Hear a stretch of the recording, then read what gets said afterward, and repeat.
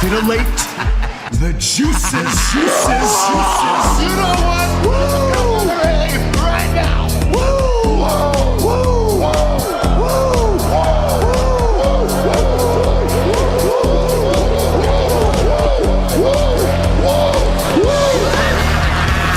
Dr. Hughes invites followers. Oh, let's see if they increase now. Me too.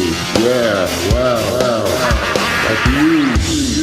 Mock-ass mock. He's a great podcaster. Trick-ass mock. Acknowledge me. We coming for you, nigga. Fat! Yeah, Dr. Hughes, here we go. Keep plugging yourself, that's cool. First up, a man whose looks will serve your inner needs and desires. Dr. Hughes. Oh, yeah. Another Saturday. We've only missed one Saturday, Sleaze, this whole run so far. We're killing it. One Saturday? When was that?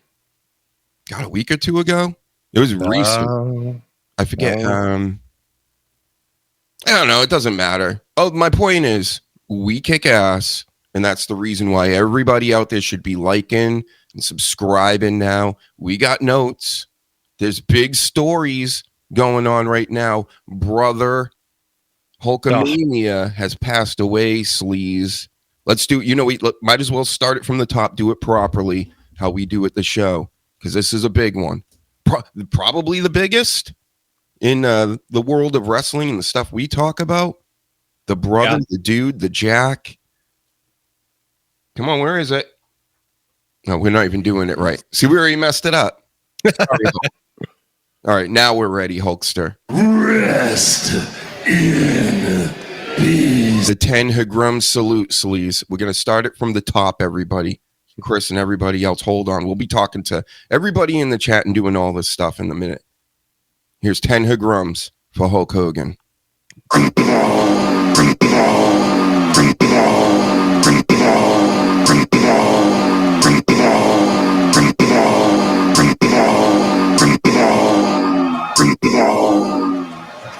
I hope that was 10. Sounded like it. I think it was. I was trying to count. So, yep, it happened, folks. The Hulkamania. It's been a couple days now. We're late on the scene. I figured we were going to save our notes. We were going to take in what everybody in the world was talking about, which was a lot of nonsense as well. If you noticed, Sleaze, I think you did. Oh, I did. There's been at least 100 people I blocked on X and other platforms. It's outrageous. Some of the insensitive pricks that are out there. I get it. He did some bad stuff and all that, but this is a celebration of Hulk Hogan, what he's done for this industry, everything he's contributed to, and wrestling wouldn't be where it is today without Hulk Hogan. Terry Bollea, okay, you can have your opinions for that, but the man passed away. Be sensitive to his family. Think about it. And I pretty much agree with those sentiments there. It's in the Christian faith anyway. I know that when you die, that pretty much wipes all the slate clean. Maybe for reincarnation, maybe for, I don't know. I don't know. Right? Nobody knows. But I think we goof around if people die or whatever. If they die within a day or two and you're kind of goofing around, it compared to a month or a years later, does it really matter? I mean, in the sensitivity of the families, but we know the families aren't watching this. No, you know what I mean? We know that. So goofing around is that's one thing, but straight up hatred and he's in hell and you're doing this and that and everybody's the celebrations and all this stuff. That's kind of... You're disgusting. Yeah, it's sick. Yeah, you're disgusting. And I've been thinking about it the last couple of days, and a lot of these negative comments, I believe, are from people that aren't from our generation. I'm going to be 47 in a week or two. So I grew up, my first memories of wrestling was Hulk Hogan. You know what I mean? My first live event involved Hulk Hogan. You know, like I saw the rise of this industry because of Hulk Hogan and Vince McMahon. Oh God, don't let me say that name either. So it's like I give them a slight pass because you guys just didn't live through this. You didn't grow up with this. You didn't see how much he impacted wrestling and all of entertainment at that point. So it's like, okay, I give it a little bit, but some of the freaking comments I've seen, you're disgusting. Like there's no excuse for that. So it's been a weird couple of days. I just ignore it now because I see most of it, if not all of it. It's some form of engagement farming. We've been talking about this since we brought the show back, and it's because it's so obvious what's happening. A lot of people aren't this stupid, where I'm not even talking about this Hulk Hogan situation. I'm talking about just like with the stupid things you see out there in the end. They're obviously trying to bait you. It's bait. Come argue with me. Come, write comments to me so it shows it onto your feed and then everybody else sees it. Like, I'm sure everybody's thinking along these lines now. If you're not, like, you probably should catch up. So if you see a lot of negative stuff, don't even interact with it like whatsoever. Just get it out of you. Do whatever you want. The troll's prayer, right? That's what I call it anyway. It goes something like this. I don't know. Let's figure it out right now.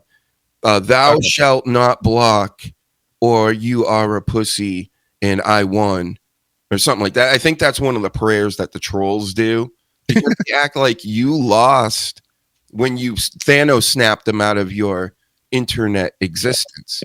And that's not how it works, trolls. You didn't win. You lost. Because not only the guy that you were getting, say, your engagement from, a bit larger account, like, say, Dr. Huge, right? Sometimes these nerds come for me and they're like, I'm going to say this and that, and I'm going to do this and that because I just want, please look at me, right? Please engage with me. And I just go, no. If I do every once in a while, I will. But I mean, it's more for my amusement. Like that crazy person this week. Just Sweetie. Yeah, well, it had to have been a kid. And the thing is, they created an account on X like 6 years before I did. So are they a kid or are they just nuts? And also, do you want to engage with nutty ass people out here? Everybody knows the show and the Sleaze and me. We're normal folks. We're out here goofing around and we're proving it. We're not around like in these anonymous things and going after people for engagement. So give us more attention, more subscribes, more likes over here, brothers. Shout out to Paladin. Shout out to Johnny Torch. R.I.P. the Hulkster. We're going to do it multiple times today, Sleaze. Rest in peace. Another one. You already got the 10 Higram salute. Now we're on to 11. I'm keeping track. He deserves more than 10. Mm-hmm. He's Hulk Hogan. And what did you think about the tribute WWE did last night? It was fantastic. And the thing that almost got me, and I was at work, I'm just sitting there in my own little corner and I'm watching this. Jimmy Hart crying, man. Like that punched me in the stomach. That was tough. That was really tough. They did a beautiful job. It seemed like everybody in the crowd, there was no negativity. They celebrated it good. Yep.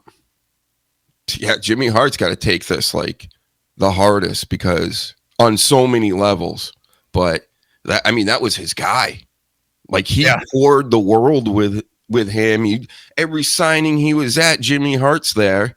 Getting $20 or whatever it is per 8x10. Like, it's going to be hard now to do it, brother. But maybe he's got enough Hulk Hogan autographs and things stocked up, and he can become like the Hulk Hogan historian and, the Windhurst for LeBron James, so to speak. Yep. Amazingly, Jimmy Hart is 81 years old. Looks great. Yeah, he doesn't look any different. It's crazy. The hair dye and the big ass sunglasses are working, brother. Keep it coming.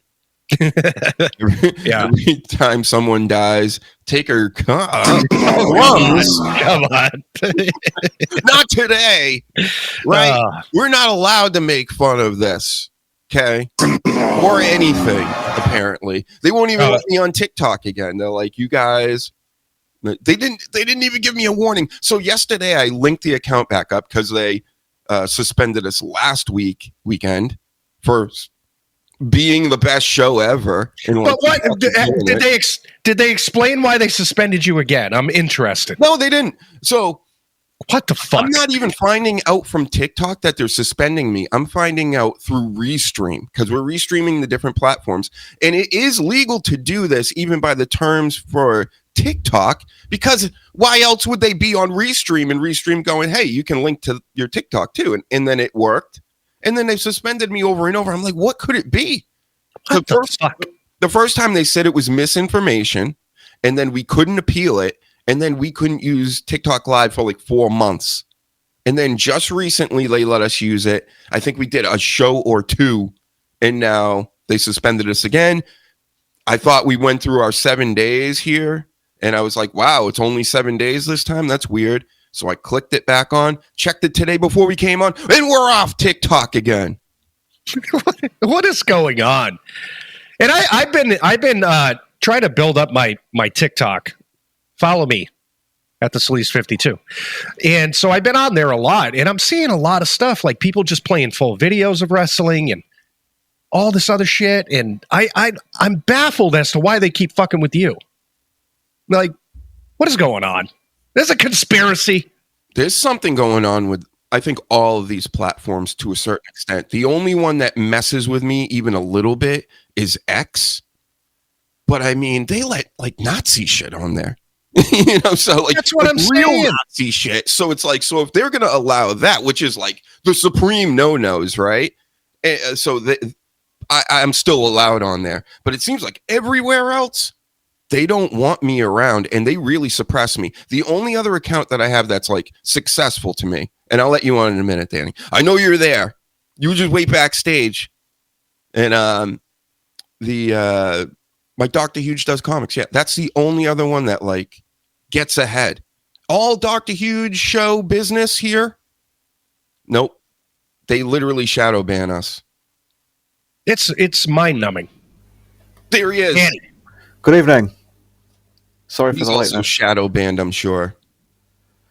Mate, on Twitter, yeah, I've been like permabanned a few times, but then managed to get my account back. So you've never been banned off of Elon's Twitter, right?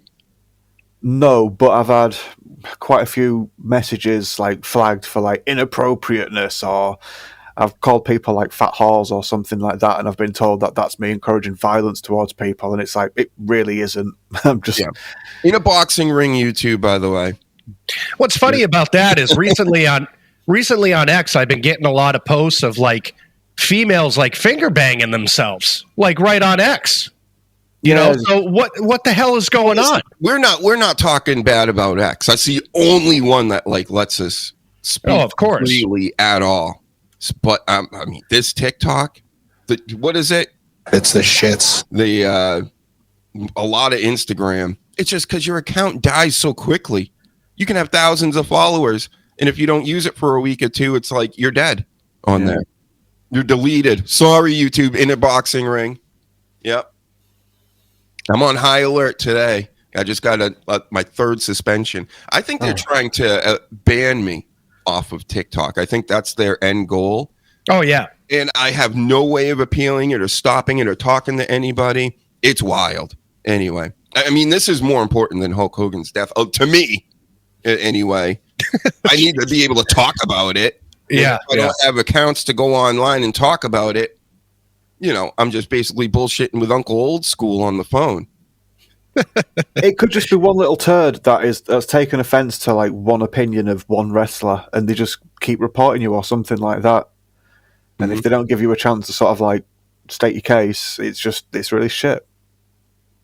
Mm-hmm. Especially if they use like certain buzzwords, sort of like, triggers and things like that.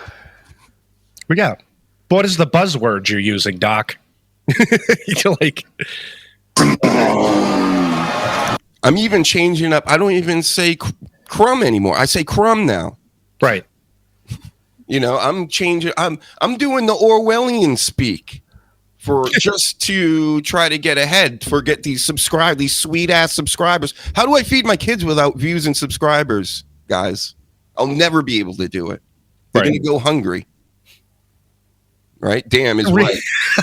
What's pride? Retweets. Retweets a lot of finger banging. he does too. It's funny.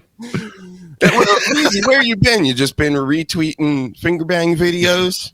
What's going on over there? Yep. We need you to come on and tell us more about this. Yeah.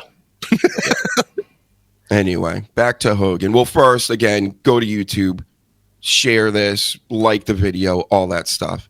But now, there's so much to talk about the brother. This is a tribute video, tribute live.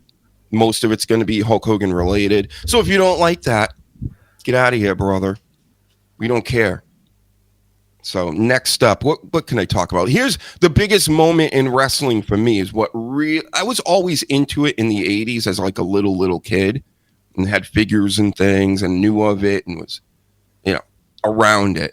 But the big moment for me was SummerSlam 89, Zeus versus Hulk Hogan. I mean, well, Zeus and the Macho Man, because of course Zeus wasn't really a wrestler. He's no. He's Debo from Friday, everybody. And Hulk Hogan wrestled him with Brutus the Barber, another legend. Do you guys have any memories of this? I do, and there was such excitement for Tiny Lester, Debo, to come in, and it was great. I loved it as a kid because I had saw the movie, which I thought was great back then, but it didn't really mold well later on when I saw it. No, it was horrible movie. But yeah, it was a good time when you were a kid. Yeah. Yeah, well, it was hyped up and it was out of wrestling, wasn't it, too? So it did seem like the cool thing. These days we have Jelly Roll, and back then we had Zeus. And Zeus was like, looked out. When you were a kid and when I seen Zeus, I'm like, this fucking guy is out of his mind. Yeah. You didn't have to be, I didn't care about him wrestling. I'm like, he's just scary looking. He's enormous. He's got the Z in his hair. He's got the crazy eyes. The unibrow. He had the unibrow. Shaking and I don't know. You didn't know what he was going to do. He looked unpredictable. And he was huge. He was a big dude. Yeah. So that was one of my most memorable moments for Hulk Hogan. And of course, I go back to the days. You guys must remember. Did you watch back when he had the blue outfits? Oh yeah. Yep. That was when he first came out. That's crazy. The first one I remember, 3, 4, 5 years old. Yep. How about you, Danny? You remember that blue outfit Hogan back in the day? I've seen it, but when I was 4, I first saw him at WrestleMania. Well, I might have seen him before that, but my earliest memory of Hogan is his match with Andre, where they had the tournament and he got disqualified for hitting him with the chair, and then they hit each other with the chair, so they both got disqualified, and those shenanigans. And it was in his yellow. It was already full-blown Hulkamania at that point. Mm-hmm. But I have seen that he wore blue since. That's a fresh autograph, too. He's got both names on there. They would never do that these days. No, that's a keeper. Yep. In blue. In blue, which is perfect. It's probably worth some bucks right there. I mean, now, but he signed so much. He had his own store. And, as a collector, I know when guys sign like that, I don't even have a Hogan autograph.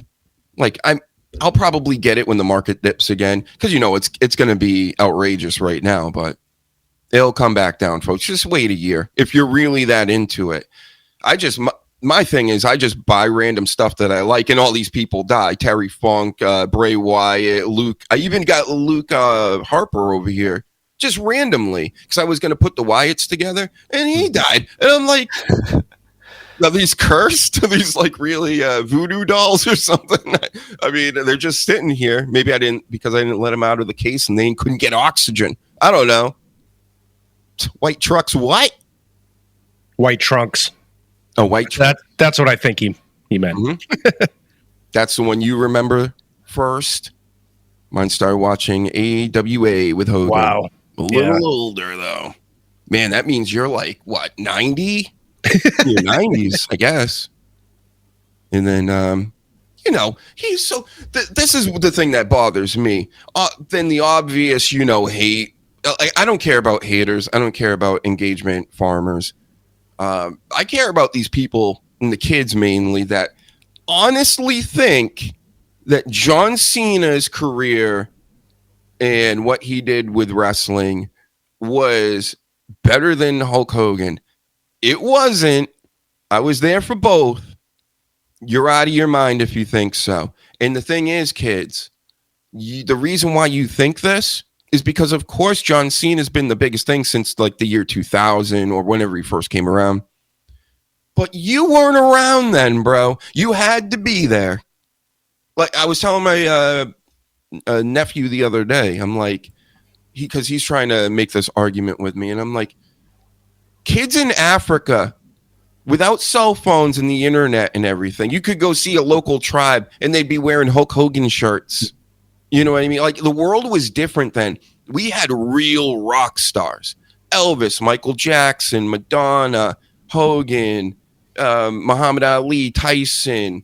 These were like the final days of like the real rock stars.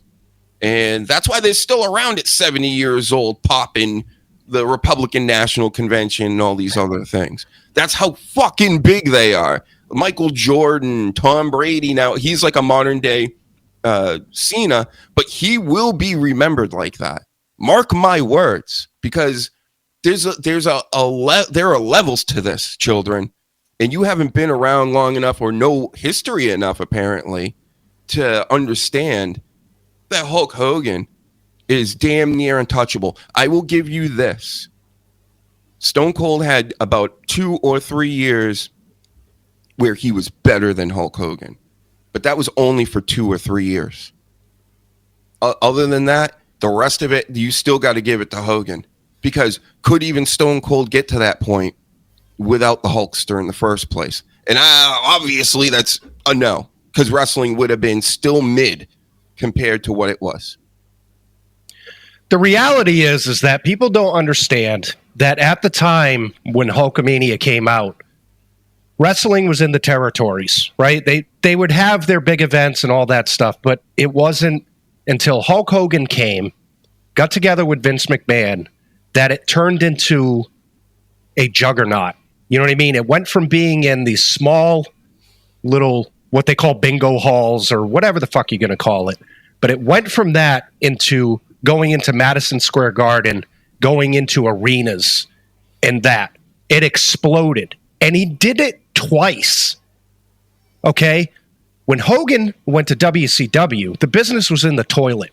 All around. WWE was WWF at the time, wasn't making the money they were, and blah, blah, blah. He reinvented himself, became Hollywood Hogan, and again, sat there and exploded the business. Just a single person, basically a single character did this. And kids nowadays don't get it. When John Cena came out, the business was established. You know what I mean? Yes, he added to it, and he got more eyes on it, but it wasn't even close to what Hulk Hogan has done for this industry. That's the difference.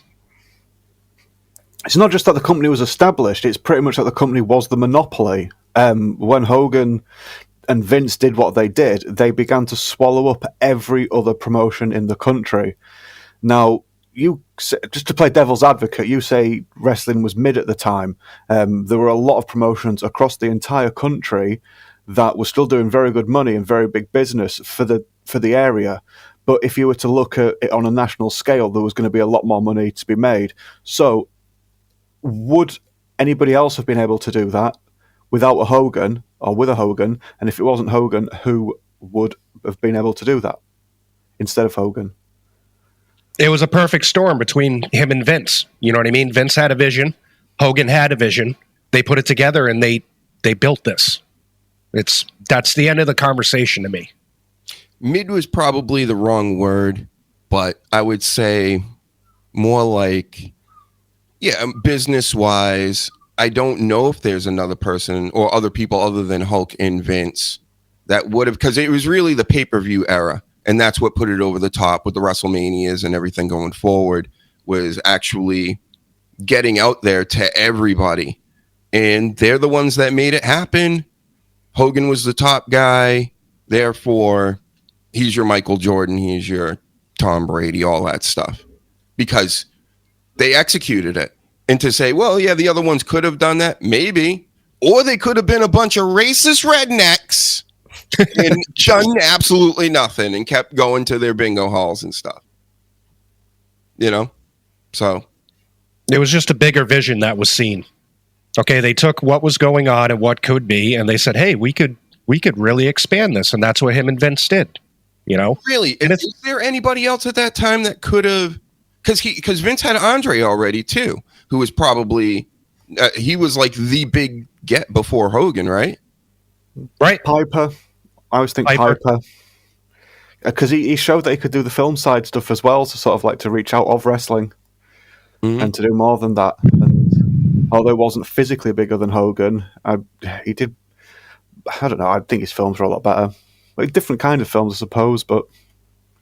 Man, all the guys I want to talk to, they're all passing on. Ric Flair, he ain't looking good because I want to talk to him next. I want to get his figure, if you know what I mean.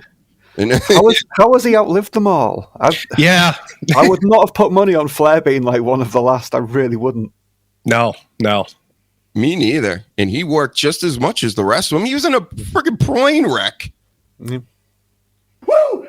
And he parties like nobody else. Even, it's been claimed that he craps himself in bars, It's crazy. Every time I see a post from him online, he's at a bar partying, or he's showing injuries from surgeries and talking about how he was just in the hospital. How are you just bouncing from bars to hospitals? Even though the last one at the bar, he's like doing planks, like, look at this, I'm doing... Yeah. Like he's partying, and I'm in the background. He's got all these bottles and stuff. I'm like, this is crazy. I think he just pickled himself. Yeah, you know what I mean. Yep. It was like I was talking about musicians with Danny, the UK musicians, and they were all like embalmed with drugs and stuff, and they last forever. That's what it is. Forever. Yeah. I think Flair wants to like die on his feet in party mode, not like post-surgery, not sat at home watching the TV. I think he wants to be either in the ring and go there or doing some line of something off some bird's chest. Yeah, Flair wants to go wooing himself to death, getting in party mode with a bunch of ladies that are like, Minnesota threes. Screaming. We have an old school comedian here called Tommy Cooper who died on stage in the middle of one of his gigs, and everyone just thought it was part of his set. And he died on stage doing what he loved, but people just like, we're waiting for it. And my goodness, what was he, like a big guy? What, star power wise, or was he like a big fat guy? Oh no, Tommy Cooper. Just have a look for Tommy Cooper. No, we know Tom Cooper. Sleaze? No. Never heard of him. I'll look him up. Skinny? Yeah. Brain, and now you got me all freaked out. Am I going to die right now? It was a heart attack, I think. He just had a heart attack on stage, and everyone thought he was just... take another rip, Sleaze. Yeah. Anyway. Well, I believe if I continue to smoke, and maybe if I get back into drinking, I can live as long as Ric Flair. That's right. Why not? Do some cocaine. He must be doing something. I don't know. He's at bars way too much to not be doing all kinds of things. I mean, he maybe have settled down with the cocaine after his heart surgeries and things, but you never know. He's a party animal. So, yep, Paladin. I remember Hulk Hogan more as Hollywood Hogan. NWO for life, brother. Where are my brothers, by the way? They're in here somewhere. Hey, you shut Nope. There he is. There he is. The controls. Hulk Hogan. There's Warrior talking about Hulk Hogan. And here's another one. We coming for you, nigga. Yep, there's Booker T talking to Hulk Hogan. So, I don't know. Are we going to condemn Booker T for life for saying that word, folks? Is he black enough? I don't know. I think he might be. He's pretty black. Yep. So all right, you get a pass. I'll allow it, Booker T. I'll allow you to say this. You know what? I'm the arbiter of words. I'm everybody. I'm a little bit of everybody. So I'm going to be the one to say, you can say this and you can say that. Right. You're a melting pot inside a human being. Yep. I wish people would understand, because again, I'm all peoples. So I get it. I wish people would understand that the majority of white people say this word and just would get over it. I think the word in context should have a little more meaning, and not to say it was in a nice way with Hogan, but also like in America, if you're from Florida, especially, there's a higher chance that you're going to say Newport. Let's just say Newport, like one of my favorite shows, MLC. They just say that word to get over the YouTube, bots. So yeah, I mean, you gotta, to me, how harsh a word is supposed to be meant or is or whatever. I get everybody takes it all differently, but I think from my generation to where we are now, where we have there's actually people out here trying to police the word. You can say you're dark enough to say it. You're not. You act too like this, so you can't. All this shit is like nonsense. So now we can throw pretty much all of it out because it's just, who cares, right? But with this Hulk Hogan saying it, first of all, you got to consider it was also behind the scenes, if you will. He didn't do it on camp. Like, he wasn't actually calling somebody out. Again, was it bad? Was it is it obnoxious to hear something like that? Or anybody that's like just racist? Oh, my daughter's dating a Newport. Oh man, but he didn't think he was talking to the entire world. These are his inner thoughts. And trust me, if we caught most of you out here with your inner thoughts, you would all be in prison right now. Exactly. The fact of the matter is, here's reality. Every single person out there at one point behind closed doors has said something ignorant. Okay? So to vilify this guy who was being recorded without his knowledge, saying something stupid that he came out and apologized for, it's ignorant. You've all said something dumb.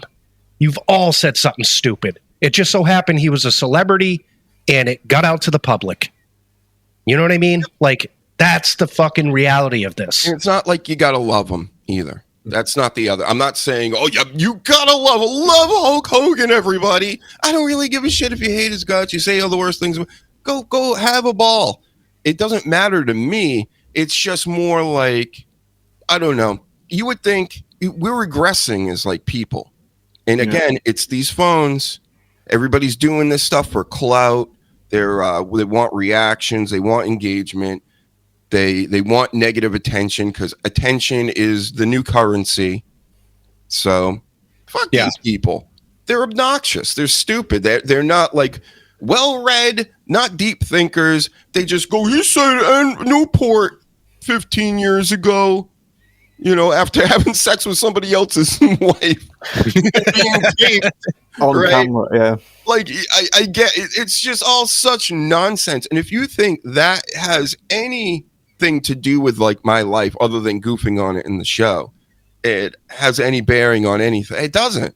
There are much bigger fish that I would like to fry, and it certainly isn't Hulk Hogan, who's done way more good than bad, in my opinion. So, and that's the thing, is that we're celebrating Hulk Hogan. We're celebrating a guy that did a lot for our industry. We all love this stuff. We wouldn't have a podcast if it wasn't for people like Hulk Hogan. You know what I mean? Yeah, everyone's not perfect. Everyone, like I said, says stupid shit. But we're celebrating Hulk Hogan. It was the one incident still where he was talking about his daughter dating some guy. Or the broadcast naughty word. The Newport. You can just say, Yeah. say Newport. We're going with that right now. But was there ever anything else other than that conversation that got him this judgment?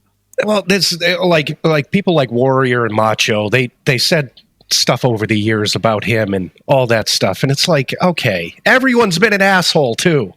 You know, everyone's said stupid shit, done stupid shit.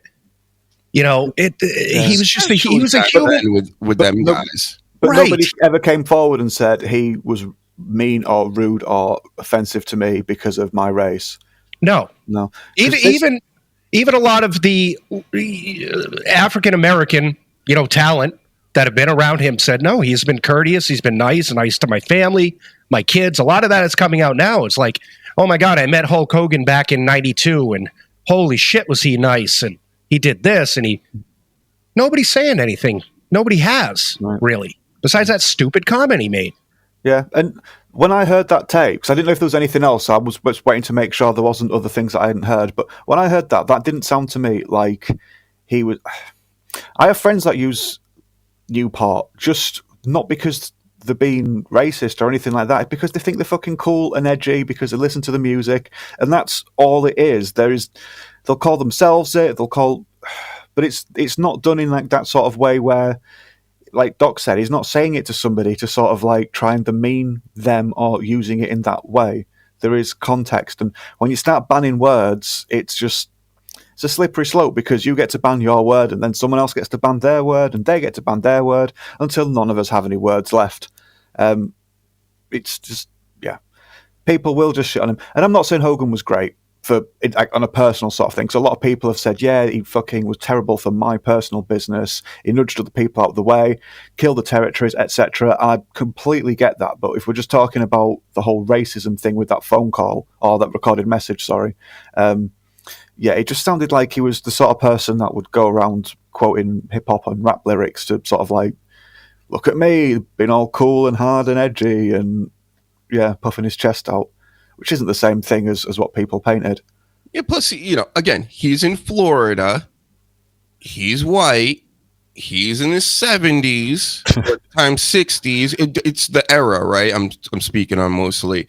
Take all of this into context. And then he's got his blonde hair, blue-eyed white daughter who is now going to be dating one of the brothers at the production studio, because I think that's what he was. He was a producer that Hulk Hogan has been spending millions and millions and millions of dollars trying to get her over with this whole pop thing that she was doing back in the day.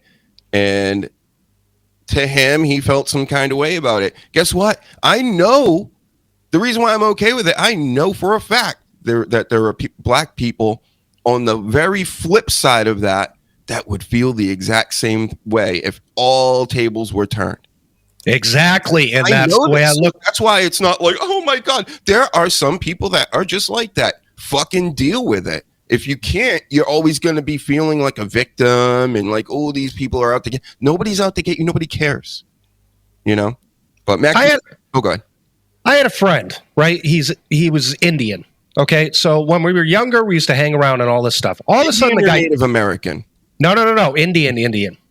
So all of a sudden he disappeared. It literally took about 10 years until I got in contact with this individual again. It just so happens that he is part of a hardcore Indian family. He had a prearranged marriage and all that stuff. And at a certain point in his life, his family just pushed everyone away. And it's all about the Indians and it's all about the family. That's still a reality in this world. You know what I mean? That it's like some people are just part of their people. I'm not saying it's right or wrong, but that's reality of it. Like you said, Doc, on the flip side, somebody could be dating somebody from another, ethnic background or whatever it is. And it just so happens their beliefs or whatever it is that have gone down generations and generations that might not be filtered out for another couple of generations and generations. Just say, hey, we need to stick to our people. That's reality, people. Happens all over the globe. And like Mac Diesel said, I've said things to my favorite people that I'm not particularly proud of, but most aren't. Most people are perfect. Yeah, of course they are. Everybody's perfect, especially online. Yeah, that's the problem going on right now is everybody is coming and saying their own piece, saying, I haven't done anything wrong in my life, so I can vilify anyone. But if you dug into their little bullshit, I'm sure they're worse off than the people they're vilifying. And Chris says, we all say something dumb. We're not perfect. You nail that. You nailed the coffin, Sleaze. Nailed it. Just like Jason Voorhees or John Moxley. Damn right. And Philly Sports Pride. And when did it become their word? I think when the CIA took over rap music in the late 80s. That's when. See, so it's still technically your fault. Philly Sports Pride, get it? Yeah. Oh, God. I love that. Sorry. Oh, go ahead. No. I was sort of changing. Keep going. My favorite Shine lyric quote, whatever, is we don't own any ports or boats, so tell me how the fuck we getting all this coke. Yes. Yes. Your rhyme, but it was still fresh. That hit hard. I still have that CD.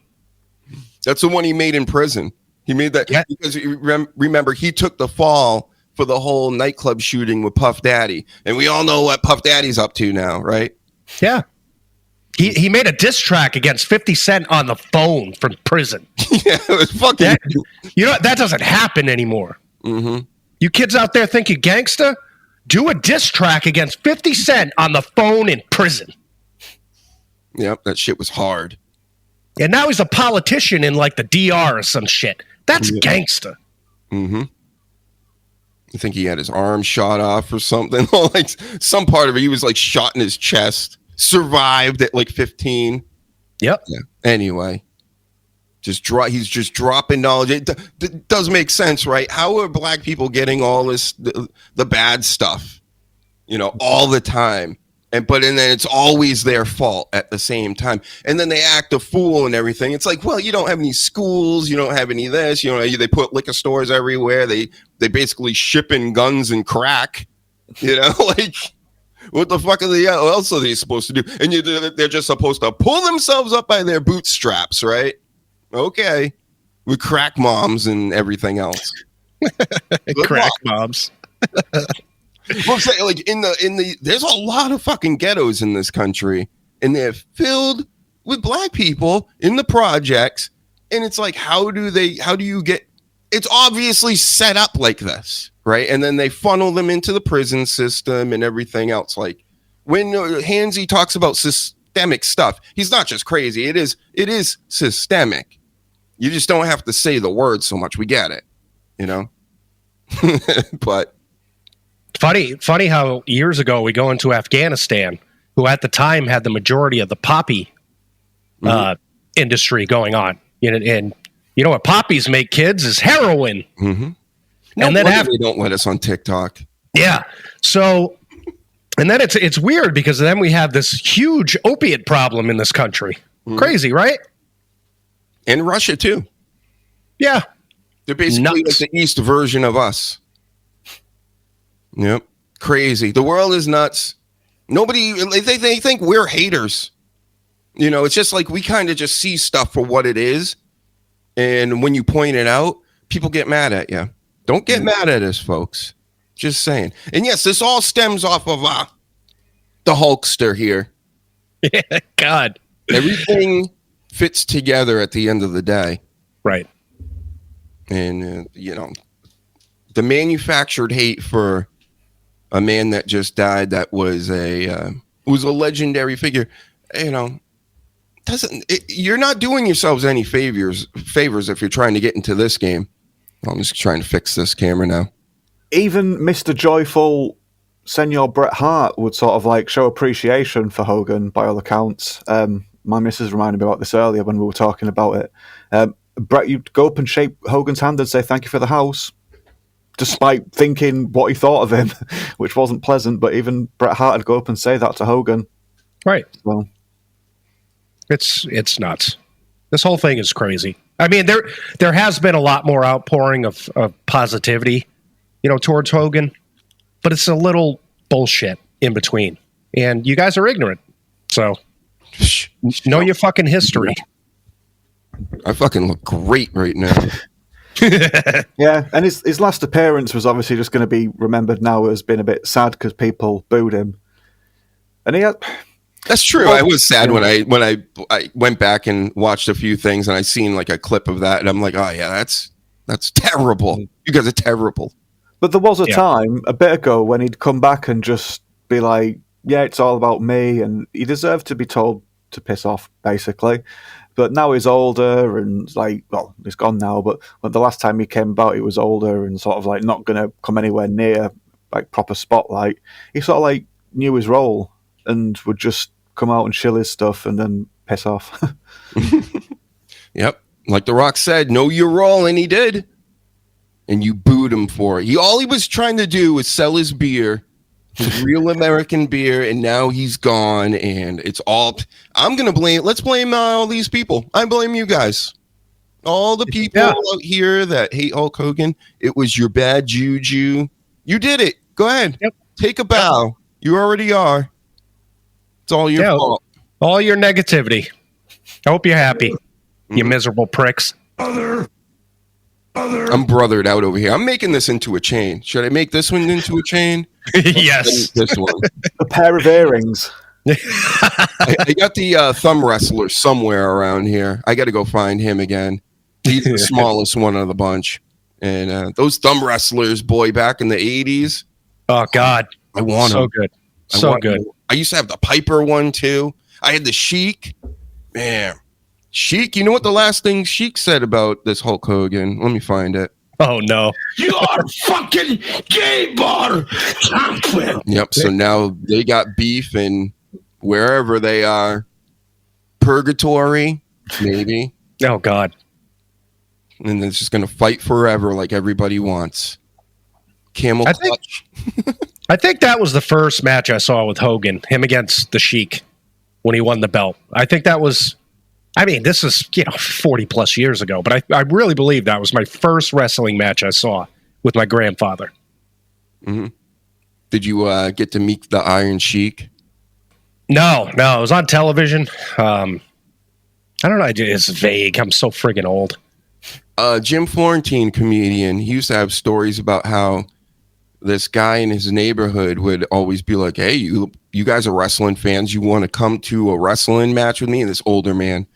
And they're like, yeah. And he's like, I got front row and everything. And he would give him like 8x10s or something or get autographs. But the weird thing is he would have them all like sit on his lap. Things were very more relaxed back in those days with everything. So a guy in the front row is like having... So Jim Florentine's 14 at the time. And I remember Howard Stern being like, so did you sit on his lap? And he's like, of course, I love wrestling.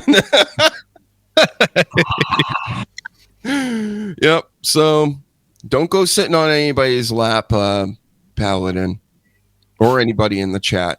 Thank you. Yeah. Be careful out there, kids. Mm-hmm. Oh, we got more stuff to talk about, Coach. Don't worry. We'll talk about that. We got to get through our Hulk Hogan eulogy that's going on right now. We got to eulogize a lot of people this week. Even who was the musician that died? He was in his 80s. Ozzy. No, another one. Oh, the trumpet player or whatever. I forget his name. I heard the name though. Like I knew the name. He's a big deal in the music business. But yep. So it wasn't just threes. Also, a top chef from back in the day, the blonde chick. I don't know if anybody watched that show on Bravo. I love my Bravo shows. King's Court's on Bravo, technically. And she deleted herself. She was like drinking and doing the pills and all this stuff. So there's some breaking news for you. So much death and destruction on this comedy show, folks. This is breaking news. Malcolm Jamal Warner, Ozzy Osbourne, Hulkster, trumpet player, and top chef. Matter of days. There's been a lot this year. Even George Foreman died this year. There's been a lot of big ones. What? George Foreman was this year? I'm pretty sure, if I'm not mistaken. Oh my God. I think it was earlier this year. Yeah. Yeah.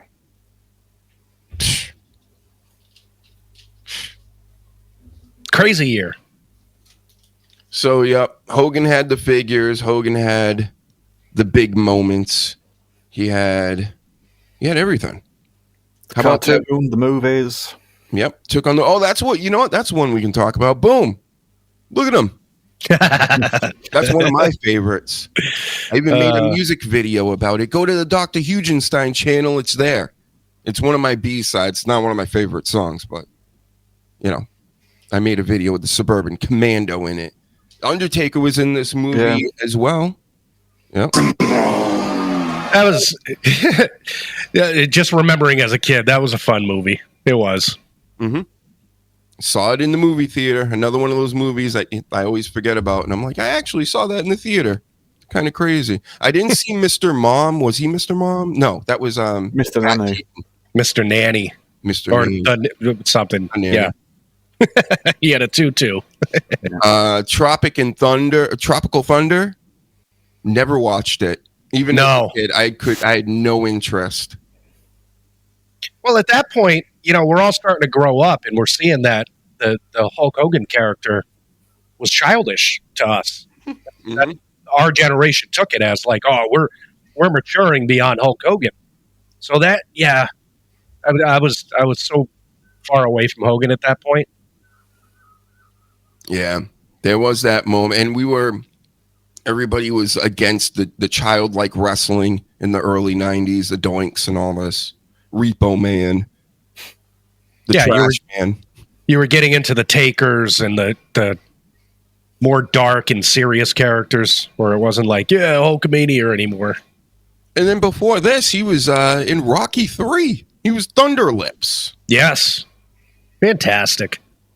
Him and Jesse Ventura were really the first two. Well, and you know what? Terry Funk again. Terry Funk was in Roadhouse. Yeah, yeah. So, yep, the 80s. He wasn't like, I don't know if he was the first or anything, but I would say first, like, big-time wrestling actor. And, yeah, again, paved the way for The Rock and Cena, even The Miz to an extent. Batista, yep. Triple H, The Big Show. Dean Ambrose. I'm sure he did something. I'm sure he did a WWE film. Probably the Marine 6 or something. Kane did a couple, didn't he? Yeah. Those are actually good. The See No Evil or whatever the hell they were I called. saw the first one. It wasn't as bad as I was expecting, to be honest, yeah. Yeah. But I've seen Triple H's The Chaperone on DVD for like £1 somewhere, for like £1, and I'm like, that's not going to be good. That's right. He did a Chaperone movie. Yeah, it was terrible. The Rock did the Tooth Fairy. Hogan did the nanny thing. My God, like, what is it with like these Hollywood and dressing up like these big burly guys like it breaks them. Dads? It breaks them. The same way that Vince did the fucking Red Rooster and the bloody Gobbledygooker and stuff like that. It breaks them, so then they can rebuild them and be like, well, you know, you wouldn't want people are going to remember you in that tutu. So you've got to trust us now, and we'll build you back up, and you can be Black Adam, or you can be whoever Hogan was afterwards. And you got to love Hollywood, right? Yeah, you got to love Vince. Vince fucking taught us, not intentionally. He was just a prick with stuff, but if you pay attention to a lot of what he did, it's like, oh yeah, you can see how other people apply that in the world, in different industries and things. But yeah, Hollywood I think it was Dave Chappelle talked about black lads specifically being like dressed up by Hollywood to sort of like feminize them at some point. And he was talking about other comedians and that got into acting, but it's applicable to just like tough guys in acting in Hollywood, especially if they've come from like somewhere else, like wrestling, for example. I don't like it. Everybody likes to see a tough guy get soft. You know what I mean? It's funny to us guys, and then it's heartwarming to females and kids. So it works, I guess. Mm-hmm. They did it to Aquaman in the Minecraft film, didn't they? Yeah. Mac that was his turn. Oh, go ahead. No, I said that was his turn. His turn to be depicted like that. Yeah, if you want to work in this town again, pal, put on the dress. On Rocky Fact, Mac Diesel, they had to pay Thunderlips, a professional queefer, to use her name in the movie. It was pretty close to her likeness as well. Oh, jeez, I didn't know that. Professional queefer. Wow. What's going on, man in the white mask? Shout out to you. Yep. Now, if anybody doesn't know what queefing is, that's pussy farts. Oh. That happens. Yeah. In the most awkward moments. Yep. It'll sound sometimes like a fart, but it's more loose, like.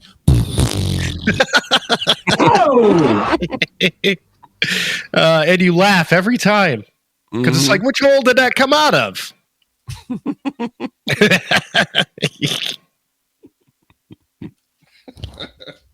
I'd tell you a story, but we'd get kicked off YouTube, and I can't. Oh no! Can you tell us in like a Howard Stern when he was on the terrestrial radio kind of way? No, because there's no way of hitting the punchline. Oh, okay. Pussy farts. Yeah, yes. Okay. So I knew a girl that could do it on command, and it was hilarious. It's just it would. You know, like people that could do farts on command, she could just do this on command. They could suck it in, yep. Yeah. It was hilarious to watch. Yeah. Did you see the South Park where they dealt with that issue? Yes. And one of the lasses, the little kids went and queefed on Butters, and he ended up in the hospital. There was an actual report. I forget where. I think it was down south somewhere.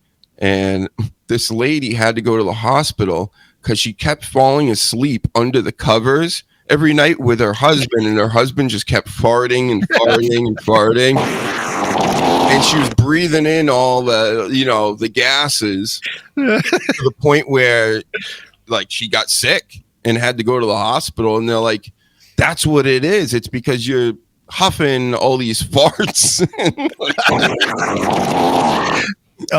It's funny. It's funny until it's not funny. All I picture just like, two really big fat people laying in bed and husband's just like constantly farting, of course. And then she sleeps in a certain way where her head goes under the cover and she's getting Dutch ovened like all night long. I was going to say she'd stuck her head in the Dutch oven. Yeah. Imagine that conversation with the doctors. Like, what the fuck? Yeah, you're just breathing in too much of your husband's fecal matter, lady. They're gonna pull him aside and be like, listen, if you have this feeling, maybe go in the next room because it's affecting your wife's health. Yeah, right. Yeah, change your diet or something. Jesus. So here's one we can't gloss over this either. Hogan Knows Best. Did you guys ever watch any of these? I know it's reality TV, Danny, so you might not have watched it, but I watched a good amount of them. Unfortunately, I did too. And unfortunately, I enjoyed it. It was one of those guilty pleasures at the time. Like him trying to get his daughter over in the whole production bit of the pop star business and everything. And that's what made me know about the whole situation when he's, talking after banging Bubba the Love Sponge's wife at the time. That whole situation, like it made sense to me because I kept up with everything as far as like what they were up to. And the Nick thing where, he basically got that his buddy almost killed or whatever. I think I think he did pass on. Matter of fact, yeah. So that was from a car accident. He ended up in prison. We got the whole, double Blue Jay thing from Hulk Hogan calling the prison, and they're like talking in old wrestler code. Him and Nick. Then, but that show, yeah. What I remember from the show, him trying to make Brooke into a pop star. Nick just generally being a kid and a douche. The wife never happy with anything. Never. Yeah, she still isn't. I don't even think I might be wrong, but I don't think she's come out with a statement yet, which is. And I find it weird that They talked about Hogan's family last night in the WWE tribute and didn't even mention, they said his family, and then showed a picture of Nick. Yeah. So, no. I guess Brooke hasn't talked to him in before he died for 2 years. So there was a lot going on. Yeah, I wonder what all that is about. Do I care that much? Not really. But I can only assume it's probably something to the effect of, well, Linda and Brooke always had that hateful relationship.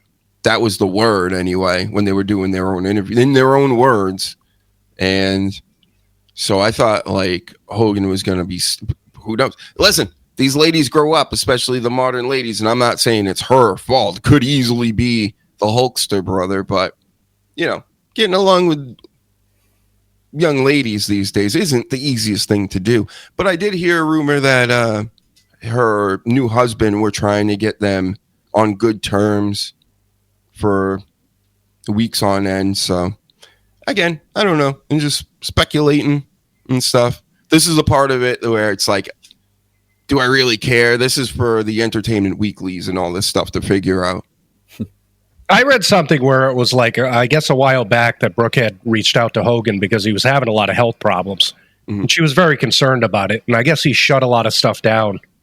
And then he must be pissed, right? I mean, it can't just be because, I'm the Hulkster and I don't like her. Yeah, it's his daughter. He spent fucking millions trying to make her a pop star. So I'm sure it couldn't have just been the black guy that she was dating, right? And he tried to push her in TNA, didn't he? Yes. When him and Bischoff had TNA Control, they were pushing her as on-screen characters. Mm-hmm. Was she just I think she was just a general manager sort of type. I don't think she did too much in the ring. I think that I'd stopped watching after a bit of that because it just got silly. Yeah, once Jim Cornette left creative over there and Bischoff and Hogan came in, I wasn't really watching. But they really, to Doc's point, they really did try and bloody promote her. In every way, shape, and form. She had Bubba the Love Sponge on her side, and Hogan did too. Of course, he created a lot of that whole situation that went down. He wasn't the guy that stole the tape. I think it was Spice Boy that worked on his show. And the only reason I know anything about Bubba the Love Sponge is because around this time he was working at Howard 100 or 101. I never even listened to his show even when he was on there, but I had Sirius just to listen to Stern, driving around for work all the time. And what's this? They tried to push her in TNA, all right. I get what you're saying. They're Philly sports pride. Yeah. This is a family show. What are you doing? Jeez. We were just talking about queefs.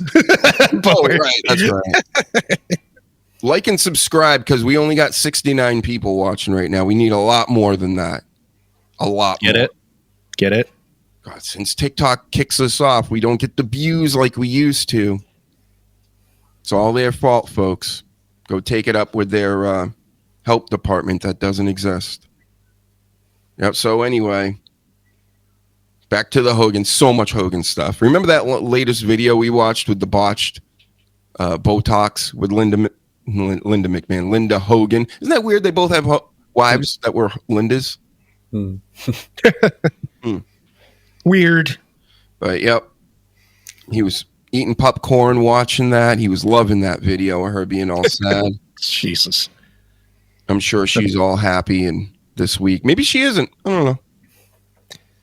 Well, like I said, I don't think she came out with a statement, which is fucked up because I think right to the end he was basically paying for everything and she got a lot of money from him. So, yay. How about I didn't know. I thought he was still with that second wife, Jennifer. And apparently he's on to a third wife that he was with just as he passed. And yep, anytime you got to go Sleaze, just look. Yeah, unfortunately I got to cut out early. I got a busy day. So take it easy, dude. All right. We'll talk more Hogan next time you come on anyway. We got more to say. All right, guys, have a good show. I'll see all you guys later. All right, everybody follow the Sleaze. We'll talk to you later, man. All right. Later. And yeah, the Bubba trial. We can get into that next. The whole Gawker situation, because he made out actually with all this stuff. Bubba did not. He lost his job. He actually had to pay out a little bit. But I mean, come on, bro. You're the one that's putting cameras. I get it's your house, but you got to let people know when they're being filmed. You can't secretly record people, especially when you're going, hey, you want to sleep with my wife? You want to sleep with my wife? He was doing that shit with Howard Stern too, and Howard was smart enough to be like, listen, we're the kings of that. We do that to you, okay, buddy? Not the other way around, if you know what I'm saying. So, yep, Hogan, he didn't know what he was saying, didn't understand. He thought he was just offering up his wife, but no, he was offering up his wife to have a videotape to then do something with it in the future, right? Because he's got this high-profile BFF, good friends at his wedding. They were like really good friends. Bubba, of course, was being used in a way as well by Hogan, for being big in the media in Florida. And not only that, having access to Howard Stern.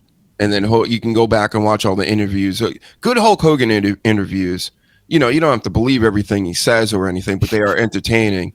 He went on with his family once, and then I believe he went on 2 other times before and after this whole Bubba saga. But you know anything about this whole thing with Gawker and the sex tapes and all that?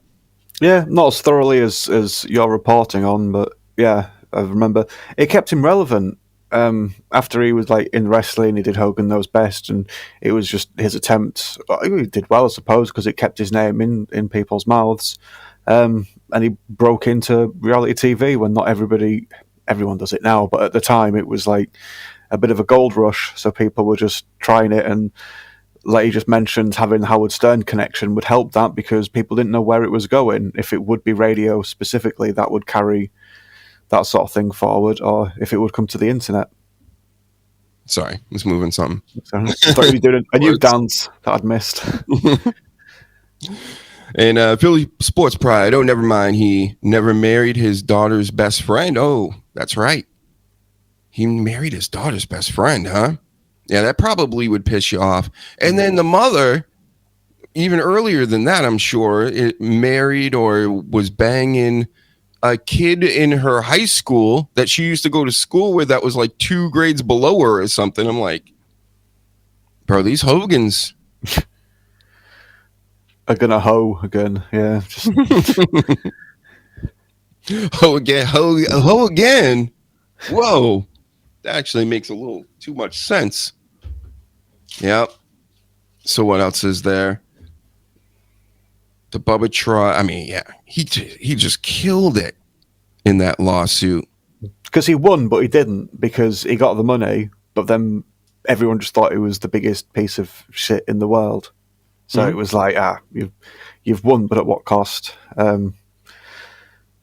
Still, he wasn't very wise with that, was he? Because he started to come and do other things to try and make more money. Yep. And of course, the wrestling stuff, the Warrior feud. I remember very vividly at the time feeling that the WWF was trying to put Ultimate Warrior into his spot. And I didn't understand politics or backstage anything at that time. But I noticed that they were real. And then they did. They gave him the title over him at, what was it, 90 or 80? It was around there. But, yep, him and the Warrior, they had problems, of course. Macho Man, another top wrestler, Jesse Ventura, who's tried to start a union, told that story again on Stern. Stern got all these guys. And they're all passing on. Come on, Jesse. I even know the conspiracy stuff. I watched his conspiracy show. I know all about Jesse Ventura. He needs to come on here. I even know that they tried to kind of railroad him and screw him in a way. He got into a whole thing. Remember that movie American Sniper? And they made such a big deal out of it about a decade ago or so. The actor from The Hangover, the good-looking guy. I forget who he was, but I could see him, but I can't remember his name. Yeah, he was the American Sniper in the movie. Right. But it was this whole big thing where his family was suing Jesse Ventura because he said something about him, but like I think he ended up winning the suit because he was actually in the right, and they were going like after him, and it was a whole thing. But people were trying to demonize Jesse Ventura at the time because they're like, "How dare you go after an American hero? They just made a movie about him and everything."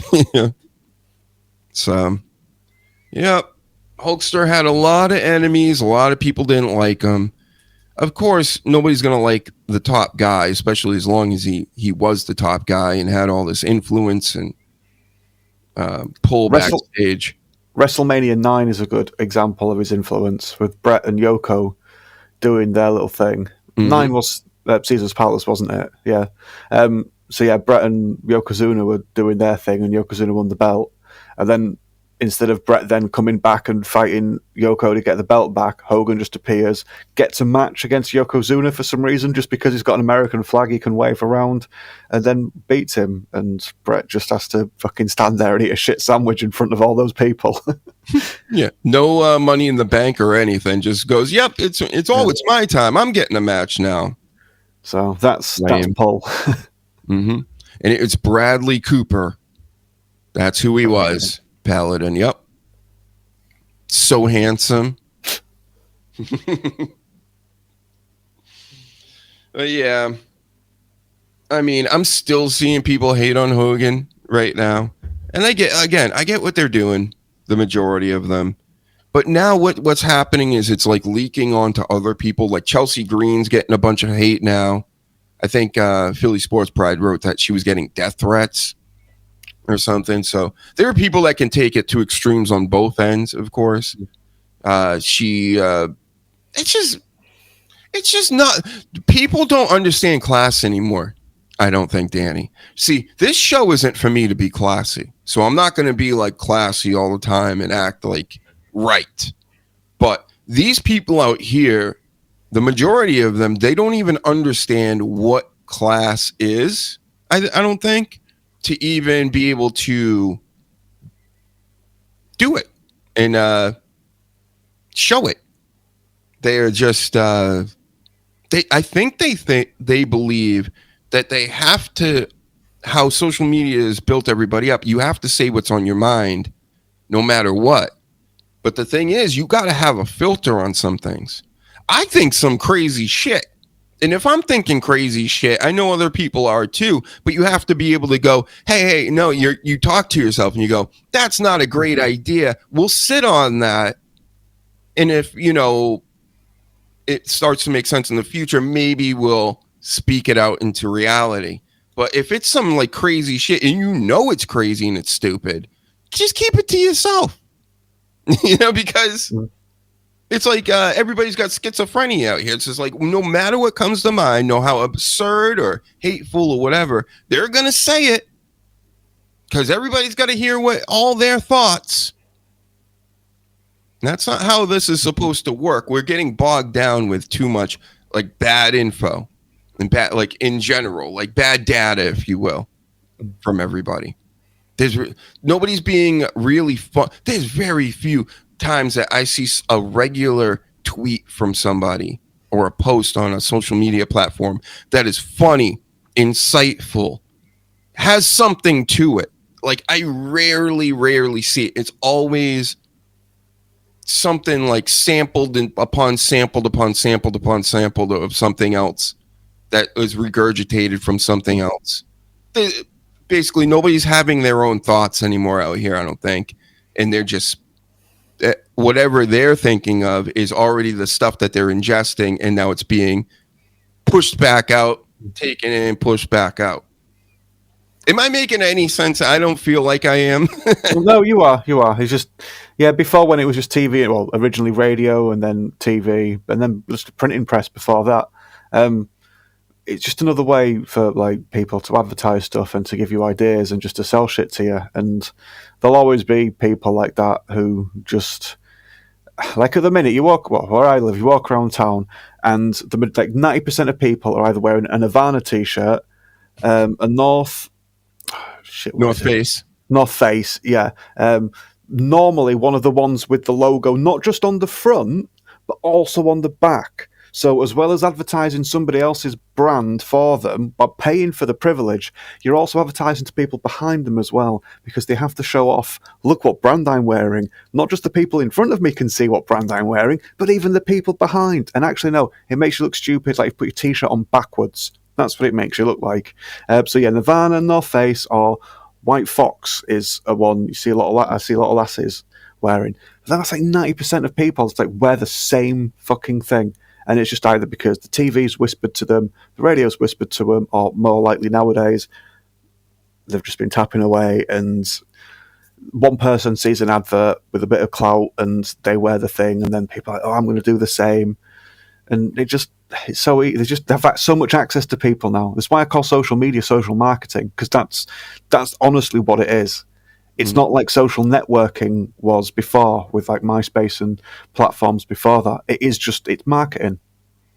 And it's scary because we always had marketing in our lives. But like, again, I see things through like, say, like my nephew again, because he's come across like hip hop. Now he's like really in the hip hop music. And it's like, who do you like? You like this guy? You like that guy? Blah, blah, blah. The way we found it is we would just go to the record store, right? And you'd either the guy, conversations with the guy at the store, the other kids at school you knew, older brothers or sisters or whatever, you kind of, that's how you knew and how the market was pushed out as far as like music goes. They had the demo posts as well, didn't they? So they'd have like a few albums on, so you grab some headphones and like, oh, I'll listen to this album and listen to a sample of it. Yep. And then, it just turned into now everything's so readily available that it's funny. He went from certain rappers in the 90s can't be as good. It's just like the basketball stuff. They can't be as good as the stuff now because everybody's been saying the stuff now is the best. And they've been saying that forever. Their whole lives. And he's like, what I like? I like Nas now and I like Illmatic. And it's like, well, he's been doing research, because that's what the rappers will, they always say some of the best, one of the best rappers is Nas and one of the best albums is Illmatic. So, and I'm just kind of like laughing to myself how it's like, so they don't get the journey of like, you may get a couple shit records that you may not like, or you listen to these shit records that you thought were shit at first, and you actually like those.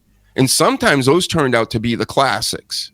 That's how Illmatic was to me. When I first heard Illmatic, it wasn't computing. It seemed dull. The beats aren't as good as normally the stuff that I generally like. I like more up-tempo, dancey, bouncy type stuff. And this is more like just very street type. Here's a beat, and the guy rapping over it. But then the older you get with it, you start to realize, oh, this is like lyrical and this is really good and all this. I guess my point to all of this is to say, like, this is what's happening with everything, especially wrestling and the way that they look at the past. A lot of these kids look at the past like dog shit. Like that was dog shit, and the beginning started in like, whenever they were born, mid 2000s, early 2000s, 2010, even if you want to say like if they're like getting into high school and stuff now, like they think that time started just recently, and it hasn't. And the stuff that's happening now, believe it or not, it is way worse than before. And if you want, we can go back thousands of years and look at some of these sculptures compared to the sculptures you got now by human beings. Shit now. Terrible compared to the stuff they were doing thousands of years ago. So if you think like the best stuff is happening now, no. You got a lot to learn, buddy. Because even for me, I'm just talking about my younger days and the stuff we grew up with. And of course, we're going to think that's better. And I know I'm biased with a lot of that stuff just because I grew up with it. But again, I recognize the 60s, thousands of years ago. I recognize that, it just wasn't my era. And you kids got to realize that at an early age. A lot of us did. I remember having kids in my school they would listen to classic rock. Everybody was doing all kinds of stuff. But now, ever since the internet came out, they're just like, it's Drake. Drake's the best. And then I got kids telling me Drake's too big for the Super Bowl halftime show and shit. That's insane to me. That's insane. Drake. Too big for the Super Bowl halftime show that Prince and Michael Jackson and, you know, Elvis would have done it if he were still around. They're like crazy. Yeah, it's just egomaniacal. Just nowadays, it's they don't realize they've been advertised to, because we didn't think, we hoped like that sort of side of people wouldn't get onto the internet, and the internet would sort of like remain free, where it was just like a free exchange of ideas and interests. But no, it's been spoiled. I used to use the hashtag 90s internet was better, because it was, even though it was slower, it's people didn't get upset because, oh, you've got a bloody avatar as a profile picture and you haven't got like your full face with like your eyeballs scanned and your date Even of though birth you're on a and show right now. yeah, and if you just read some of my stuff, I'd use piss take photographs of me and things. One of the articles, it was before the One Piece live action, but I used a picture of the Death Note live action, another live action, which I used the official things, and then just me cosplaying as Luffy one time at a bloody Comic-Con, just as like the mock poster for the upcoming One Piece one. I use my face in stuff. I just don't use it on my profile picture of like, here you go, here's this for you to just scrutinize or duplicate or whatever you want just at first meeting. But people are daft and just think your opinion's just negated because you don't think, here's a picture of me there. Well, it's an easy way to be like, oh, well, we don't have to listen to the truth there because he doesn't have a real picture, right, guys? People said that to me before, too. I'm like, I'm right here. You know, come and get me. What are you going to do? Oh, I'm bald. I'm this, I'm that. Okay. Again, I'm a grown-ass man. Say whatever you want. I don't give a fuck. I don't care what you guys say out here, oh, you maniacs. And that's why I want more freedom of speech. If you want more of this talk and more craziness, go ahead. I'm for it. I'm not afraid of it. I'm not afraid of words or people. My goodness. Yep. And Paladin said his older brother introduced them to everything mostly. That's generally how the world used to work. But now you got I Show Speed and Logan Paul. They're going to show you the world. I can show you the world and sell you some crypto and all the rest. Right? Influence you, per se. Buy energy drinks and all this horse shit. But that's what it is, yeah, because you would sit around with your family and watch television. And I get every generation thinks their generation has improvements over the previous one, and in ways they do, but then they also don't. But with this particular matter, it would be difficult for people to influence your kids and advertise things to them through the television, as you would have control over that typically. But now a lot of people just give the kids a phone or access to a laptop all the time. They're just getting advertised at where they wouldn't normally in like the previous generation. So kids are wanting things that they didn't want before, or they're wanting more often. And when back in see the why day, it's happened. Sorry, keep on. We would just go to the movies. Yeah, you go to the movies, you go to McDonald's. Problem solved with kids. That's it. I mean, the movies. Whew. You mean to tell me your parents are going to give you 2 hours? Even if they're going to drop you off, they're going to go out of their way and drop you off and pick you up at the movie theater, which happened all the time. I can't imagine. Think about this. I would get dropped off at the movie theaters with a friend that was my age at 10 years old. I went and saw Gremlins 2 like that. They just dropped us off, like, have fun. All right, well, I'll see you in 2.5 hours. You know, if we're not here, you know, you play at the arcade inside or whatever, do whatever. Could you imagine doing that in this day and age? That's when, again, everybody's so nuts. We've gone backwards. And if you just can understand that, think about it with the race stuff. Race relations were actually pretty good in the 80s and 90s, I think. Of course, there's racists everywhere of all kinds and all this, and they're always going to exist. But I think the relations really, they were getting better and better and better into the 90s. You could say no, the riots and the OJ stuff, but sure. In general, I think it was still better than the 60s from what I was told. And then I seen the 60s basically repeat itself recently.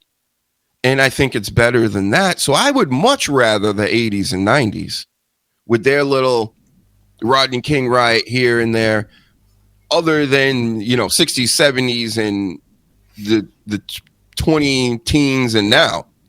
I would much rather the relations between there. And the 2000s, I guess we can add into that too. We elected a black president twice.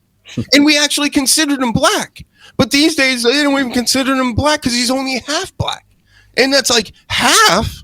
He's a human. How can you be half of anything? You know what I'm saying? So I don't get it. I don't get, we're off the rails. And I'm just trying to pull people back on. And I think people get annoyed with me when I talk about this stuff to be like, what's going on? Like, why is everybody acting so weird? Puerto Ricans could say Newport all day long in rap songs and everything else back in the day. Samoans, you name it. They damn near look black. And now it's like, well, they can't say that. That's awful. Jacob Fatu, he must be taking the task because he made a hip hop song with Newport in it. What? What's a hip hop song without it these days? What are you, Will Smith? Oh no, he uses it now. He has used it recently. And then how dare he stand out there for Hulk Hogan? He was standing out there, don't you know? That's against the rules. If you want to really be black, they haven't seen the episode with Carlton in The Fresh Prince of Bel-Air. I just refer all black racists to that. Go watch that episode of Carlton. He's not black because he's stupid, right? Remember that? He's got to be an idiot. He's got to be in a gang. He's got to go to Rucker Park or what do they call it? MacArthur Park. That's the one in L.A. And he's got to go knife people or something, get in a gang fight. Go watch that episode, you idiots. To answer your question, what would activists do once their goal has been reached? It's not just the race thing, feminism, gay relationships in politics. Been used in as a political sort of thing recently.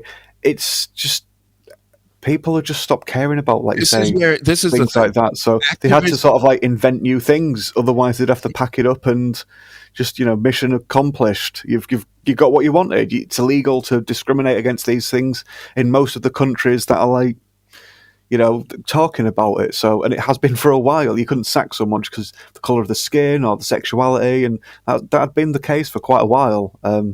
So it's just like people were like, oh, well, we can't go back on this and go and get new jobs. So let's just make something new.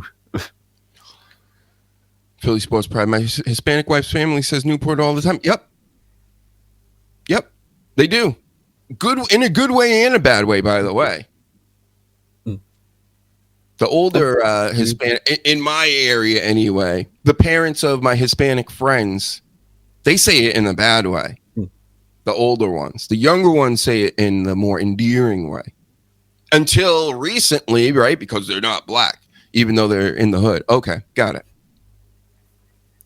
Offence is subjective. Imagine if you were an American homosexual who came to live in England and you heard people talking about cigarettes all the time.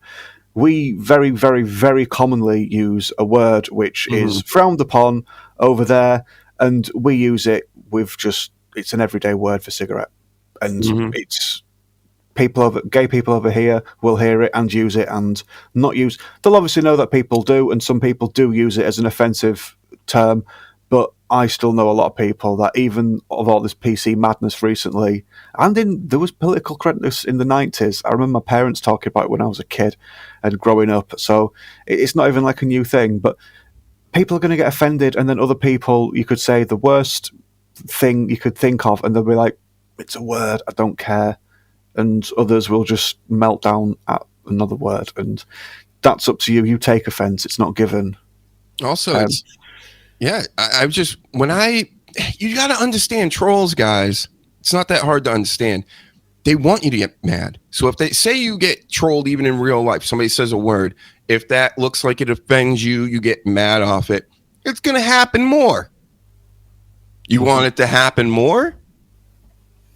I don't know. I don't like feeling angry and annoyed, even though I do a lot.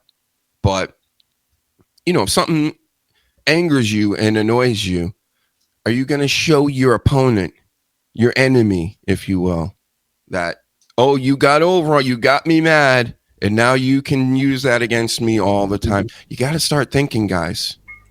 Use your head. Stop using your emotions and getting mad at everything. And I got to say this. I got to do this. It's even in the Hulk Hogan song. What's the line? I got to be a man. I can't let it slide. Yes, you can let it slide. You've been offended. Let it slide. All right. If somebody's getting physically violent with you, in the case of Hulk Hogan, I guess in his song, where they're beating up his brothers and his dudes and his jacks, then of course you can't let that slide. But, with words, ignore it. It's ignorant, so let's ignore it. Get it? So if it's so stupid that it shouldn't deserve your time. But I see everybody out here. Everybody wants the clout off of the other people wanting the clout. Like, I actually don't hate Hulk Hogan. Yeah, sure, he's done. Then they give the speech. He's done bad things, and all this stuff. We get it.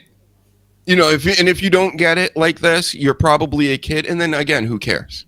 Because who cares what kids think? Even though they got a lot of power these days, they can make the teachers do shit. They can make their parents do things and manipulate everybody. You're not manipulating me. I see through your horse shit. I know. I used to be a kid and I don't have any. And that makes me ahead of the curve. Because you can fool your parents. You can fool everybody else. You're not going to fool. I know what you're doing. Especially out here online. If your parents actually allow you to be on. Imagine me having kids and letting them have phones at under 16 years old. And that may sound crazy to people. I would never give my kid a cell phone under the age of 16.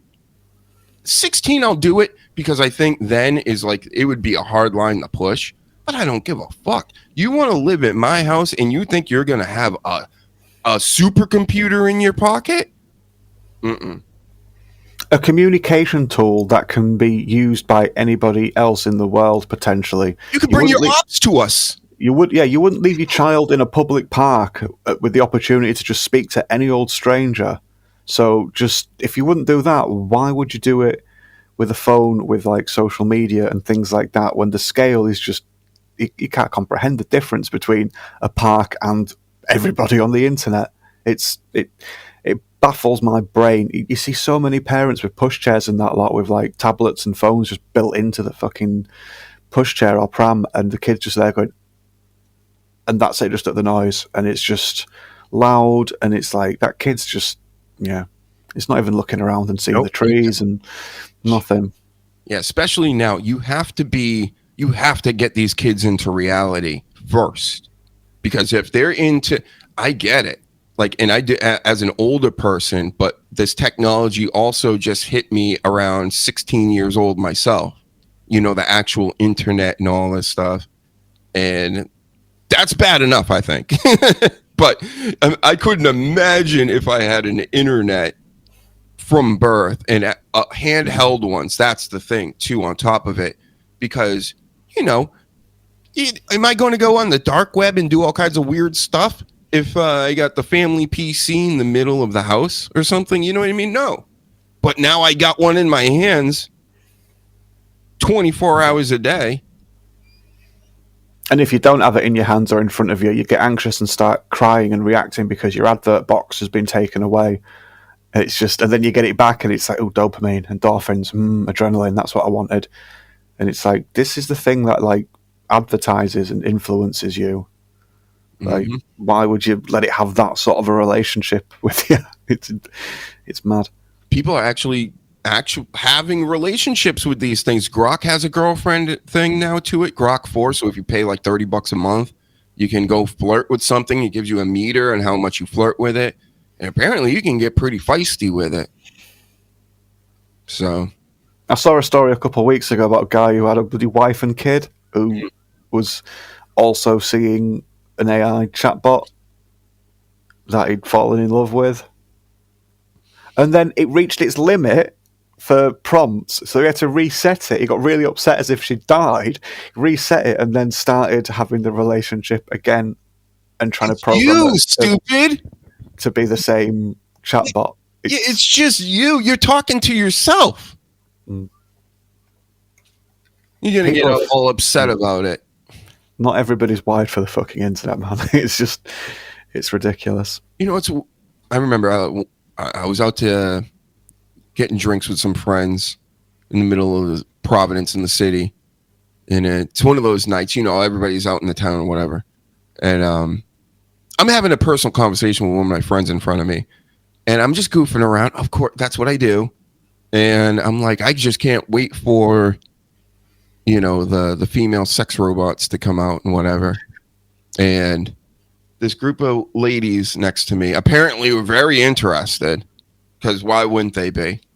And they're all I hear them all of a sudden start scattering and saying stuff. Oh, he's sex robots and this, you know, like I meant it serious. And they all got up and left. And my buddy's like, "Oh my God, like what did you do?" And I'm like, "I don't know. I didn't know they were listening to my conversation. First of all, and second of all, you know I'm goofing, right? Like you really think I would buy like thousands of dollars if it was cheap, maybe, you know." But these won't be cheap, so get liking and subscribing so I can get one. Thank you. Can't get the sex robots without your likes and subscribes, everybody. All right. Spoiler alert, they're already here. They're just AI on Twitch in paddling pools pretending to play video games. Yep. Again, Corey Jade, the news is showing up again. A lot of the news agencies they figured out what we already knew, Danny, that, you know, she's killing it on OnlyFans, and that's why she's having a mental break from wrestling. She'll come back to wrestling, you know, if she gets like in a car wreck or something or fire. But other than that, I think she's going to make enough money to retire in probably 2 years. So congratulations. I mean, what else do we say about Proud. You know what? Again, if it's over getting beat up a few times a month, sure. I mean, it's the right move for her. She's not gonna get her girl legs and arms all torn off. Like Shotzi Blackheart hasn't. She's got to wrestle apparently. She can't just take days off and shoot buttholes anymore. But, yep. And Cora Jade, she changed her name to Elena Black, and now she's something else again. So shout out to you. CM Punk will be calling you soon, I'm sure. Another quality example of women's empowerment through professional wrestling. Well done, Stephanie McMahon. Thank you for inventing women's wrestling. And a joke of the week, by the way, about the brother once again. Not a bad one. It was a good one. And this is, again, if I'm writing these jokes down, that's how little good posts are online. But he writes, let me get it in here. Hulk Hogan had to be cremated because he refused to be buried, brother. So we can expect a cremation after our loss here. And yeah, no burial for Hulk Hogan, anybody. Nope, never.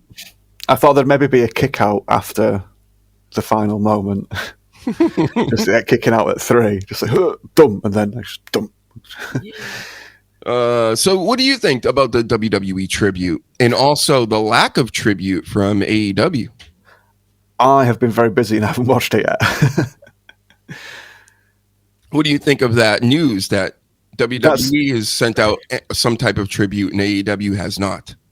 Not surprised at AEW's pettiness, because they're probably just going to be playing the same sort of card as the booers and naysayers. And like I say, I've shot on Hulk Hogan in the past, and we all have. He's come for that spotlight many, many times when it's not his anymore. But he's died. It's someone's dad at the end of the day, and friend and family member, and there's a time and a place. It's not like he was, sorry for the overused reference, but it's not like he was Hitler or anything, so we shouldn't be dancing on the bastard's grave or anything like that. But just, yeah, I'm not surprised AEW have just been like, meh, we're not going to support Mr. Sports Entertainment or whatever. And if you asked a lot of those in private company who their favourite wrestler was as a kid, I reckon a lot more of them would say Hulk Hogan than they'd admit publicly. Mm-hmm. That's the other thing now. It's like I said, with that Chelsea Green stuff, it's just don't be squirrely and all weaselly about all this. Just be normal. Like everybody just seems so terrified of what everybody else thinks. I don't give a shit what anybody else thinks. Of course, I may not have as much to lose, but this ain't never going to change. Okay. I'm never going to be like, oh, I can't say what I want to say because, oh, whatever, or I have to kiss this person's ass. I don't do that. People are people. Nobody's really better than anybody else. Unless you can create a community like Rick Grimes and save me from zombies or something and build up from the ground up, then I might give you a little respect, some George Washington type shit, if you did it or not, where they're like build, like they got something going on as far as leadership qualities. But most of these people out here these days, they're a bunch of fucking knuckleheads. They think they're leaders. I'm the leader, okay? Because anything I need to get done, I have to do it. So go fuck yourselves. And that's going to be my platform for 2028 when I run for president. And what's up, William Robinson? R.I.P. Terry Bollea, also known as Hulk Hogan. That's right. Great tribute we're having for him today. We're throwing in some news here and there in between, but, we're giving you the hard-hitting Hulk Hogan takes. We're fixing racism way better than Cody Rhodes did last night, might I add. He just came out and he sucked air so bad last night, Danny. I'm going to cut it up. I did it for Sasha Banks back in the day. Oh my God. I even wrote it down. I'm like, the Hulk Hogan promo, and I put the date next to it. I'm going to find it in the future, and you're going to start hearing clips of Cody Rhodes sucking air, and it's going to be fucking hilarious. I got a song I think I'm going to use with all my new wrestling samples, because I don't want to let anybody in on what up, because I don't want anybody trying to beat me to the punch or anything. But there have been some amazing sound clips the past month on AEW and WWE, and I'm working them into a song, and we're doing it, pal. Yep. So, all right. Do we have anything else we had to say about Hogan? That freestyle wrestling thing is still occurring with Eric Bischoff. He's left with his dick flapping in the wind with this deal. Hulk Hogan was the draw. Yeah, I was going to ask if that was still like an active thing. It's still happening, yep. Right. That's what I heard. And did CM Punk have anything to say about it out of curiosity? The only thing I saw relating to any of this was he had an appearance at like a Comic-Con, one of those panels, and he come like skipping out there, like, and people were commenting like, look how happy he is today in the day that Hogan died. So I don't know if you can say, oh yeah, he means this, whatever, but you know what? Yeah. This is why I don't like CM Punk, because he's like that group online that would be like, rest in piss, and stuff like that. To me, that's CM Punk. He's better than everybody else. He's done no wrong. Everybody else does wrong. He doesn't do anything wrong, though. So fuck Hulk Hogan, right? And everybody else is cool. So to be the cool guy. I don't buy that cool guy act. I'm the cool guy. I'm actually cool. You're not cool. You get very uncool when people call you out and do things and say, hey, maybe whatever, and or even disagree with you. Like this guy does a lot, probably. Over here, Hulk Hogan. So go fuck yourself. And that's whether or not he did disrespect the Hulkster on that day. That's kind of how I feel, so. And I don't know these people again. I just want to put that out. I don't know these people. I'm looking at characters on TV. I'm looking how he acts. even away from TV in a lot of aspects. And do I trust him? Like, oh, yep, just because he came back to WWE and Triple H is up, we're friends again. And look at what a great business we're going to do. He wants to make money. WWE wants to make money. You could be a scumbag and make money. So there you go. Same thing can be said about CM Punk, I guess. It can be said about Hulk Hogan. Except a lot of people would say that, especially nowadays. There you go. Well, he's not a racist, Danny. At least he didn't do that. All right. Well, there's other ways of being a scumbag. All right. Yeah. Yeah. Air sucking. That's that's Cody Rhodes' main problem. And I don't have a problem with Cody Rhodes other than, he just annoys me on TV. CM Punk, I can just imagine that I wouldn't like him in person. That's all. I see through it. Yep. William agrees. He's a whiner. Yeah. Yeah, I'm not saying he should just all of a sudden become the ultimate yes man or anything like that, because being that little rebellious no-sayer is sort of part of his shtick, but he does jump into political discourse very quickly, and he's great. I like him as a wrestler and as a part in the whole piece of the puzzle, but out in public as a personality, he's not as fucking smart and sharp as he thinks he is. Yep. But like I say, but in the ring and that lot, I do like him being on the telly, and he is much better used in WWE than he was in AEW, which is a shame for them, because they could have really made something a lot better with their promotion if they'd harnessed the energy of CM Punk properly. Mm-hmm. Yeah, and that's why he is so good.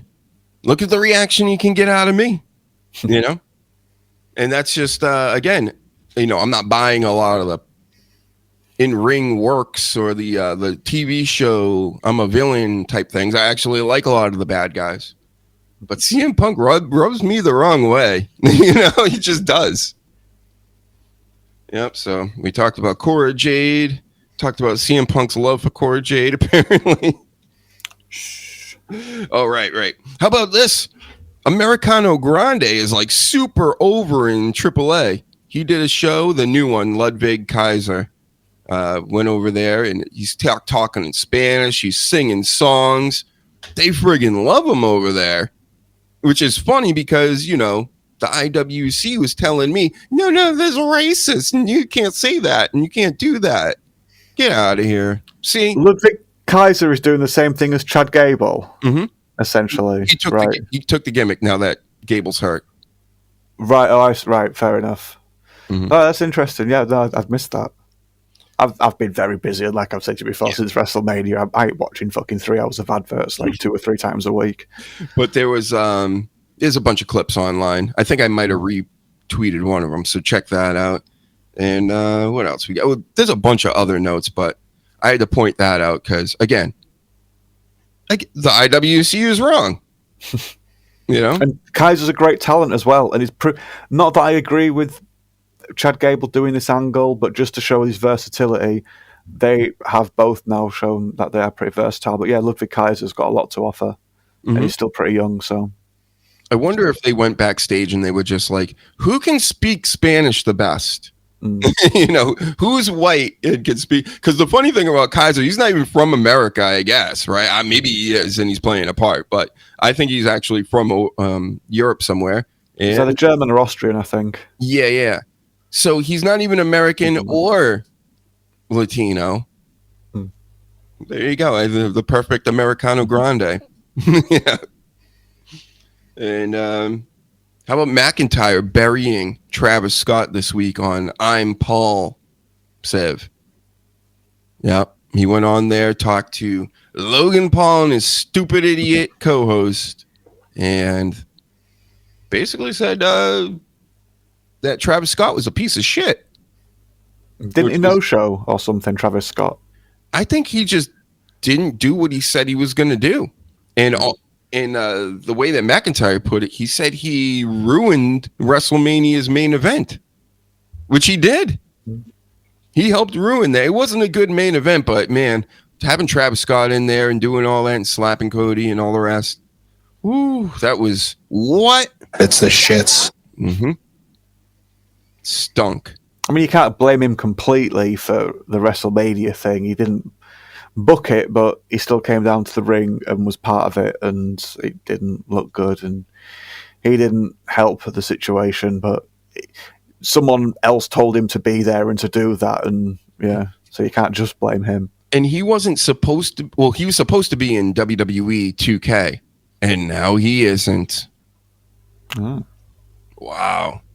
What? Yep. Get out of here. Out of our wrestling, Travis Scott. We're moving on to Jelly Roll. What? Oh my God.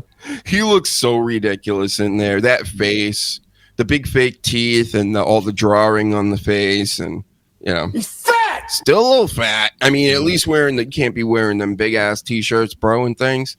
I mean, at least wait until they chop all that skin off that they do and give it to the Fight Club so that they can make their soaps. Yeah, I mean, this Jelly Roll, I still don't like it. I get how everybody, they're like, oh, and this was supposed to be Travis Scott's spot. So I'll take it as a win, and I won't be so critical, since the Travis Scott stuff would have been way, way worse and would have sucked. It's the shits. Yeah, so thank you, Jelly Roll, I guess. Thank you, Jelly Roll. Thank you, Jelly Roll. I haven't yeeted once this whole broadcast, Danny. There's not a lot to yeet about with Hulk Hogan's death and his passing. It's all very sad. But let's do some yeeting, especially for Paladin out here, or he'll never listen again. Yeet! Yeet! Yeet! Yeet! Yeet! We still got it.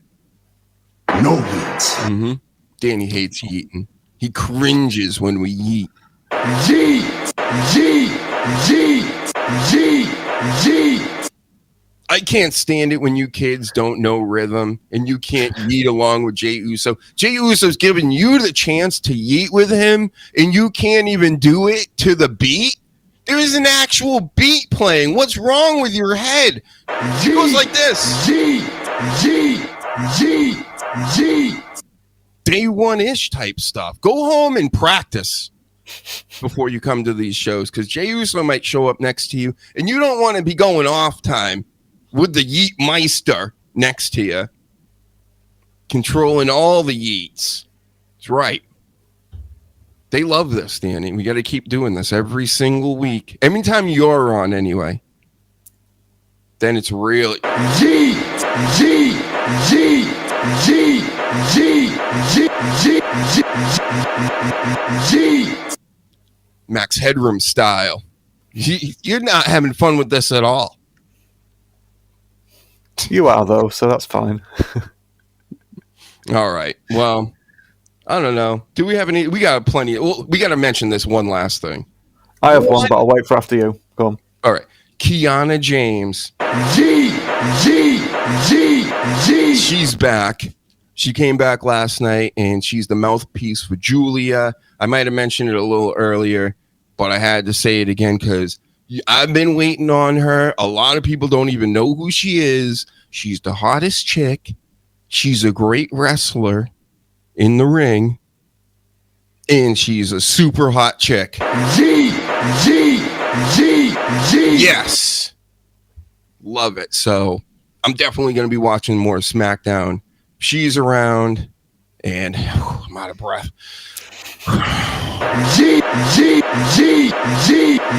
Going to overtime. I caught my second wind. Yep. Kiana James is finally with a coach. I know you were asking. She's got that peanut butter skin. She's got them big BFTs. She got the legs. And again, she's like athletic. And then on top of all this, Danny, she's got the whole hot business chick gimmick. So she's wearing like the blouses and the mini skirts. Best in the world. Can't wait for that. So, do you have any other news for us other than, that's the biggest news of the day to me. One non-wrestling related one. So what we're just going to finish off then? Go ahead. Did you watch the new South Park? Or have you seen? Oh, no, I heard about it with Trump and his small pee-pee. Yeah, which all of that was very funny, and all the other times they've used Trump in South Park, it has been hilarious. Sleeping with Satan, right? Yeah. But did you see the first time they used it? They didn't actually use Donald Trump's face or anything. They used Mr. Garrison, like going through the motions as Donald Trump with the orange face, sort of makeup and the hair. And it looked funny to me. I knew something was up with it. yeah, so it was funny before when they did Mr. Garrison as Donald Trump, and now they've done Donald Trump, but like with the old school way that they used to do celebrities, where they've just actually got a photograph of the head and they just make it flat like one of the Canadian characters. That's all fine. But where was the previous administration? South Park. I fucking love South Park, and their free speech and all that. They have been a massive sort of like fighter for that. But there is something a bit fishy because they've never sort of like ignored a sitting president before, and the previous administration, there wasn't a joke. They apparently put one sort of like scene with him in, which was deleted, which wasn't really taking the piss out of him in any way. But they completely skipped over Joe Biden and Kamala and the previous administration. And then they've just gone from Trump back to Trump. And it's like, yeah, there's plenty to take the piss out of. Again, I'm not saying there isn't, but you can't say you're going to give everybody a fair licking when you sort of like miss somebody out. So they went at Obama too, huh? They did Obama, but that was still, they did like an Ocean's 11 episode where he and Michelle and other people sort of like had a heist to go on. And then there was the sexual healing episode where they were making out that sex people, like celebrities and things like that, who just can't stop shagging and getting done for affairs. They were like, oh, it's an illness and we've got like a sexual disease. And then they're like, oh, there's some aliens who have come and like mind controlled us. And that's why we've all been cheating bastards. And Obama was in that one too, I think. Mm-hmm. Yeah, they are really good. They are really good. They've missed out Joe Biden, and it's just to me it's very telling. To me, who's watched religiously since the first episode aired over here, it's very strange that they wouldn't mention a sitting president. Obviously, yeah. I mean, especially this one where he was obviously not the president. No. Okay, he was not the guy running anything. He actually didn't win, if I can say that, in a boxing ring. Remember, like, this is how I think about stuff. So I'm not allowed to say he didn't win that time around. I'm not allowed to say it online. That means he didn't. That means I'm right if I'm not allowed to say it. If there has to be laws around truth,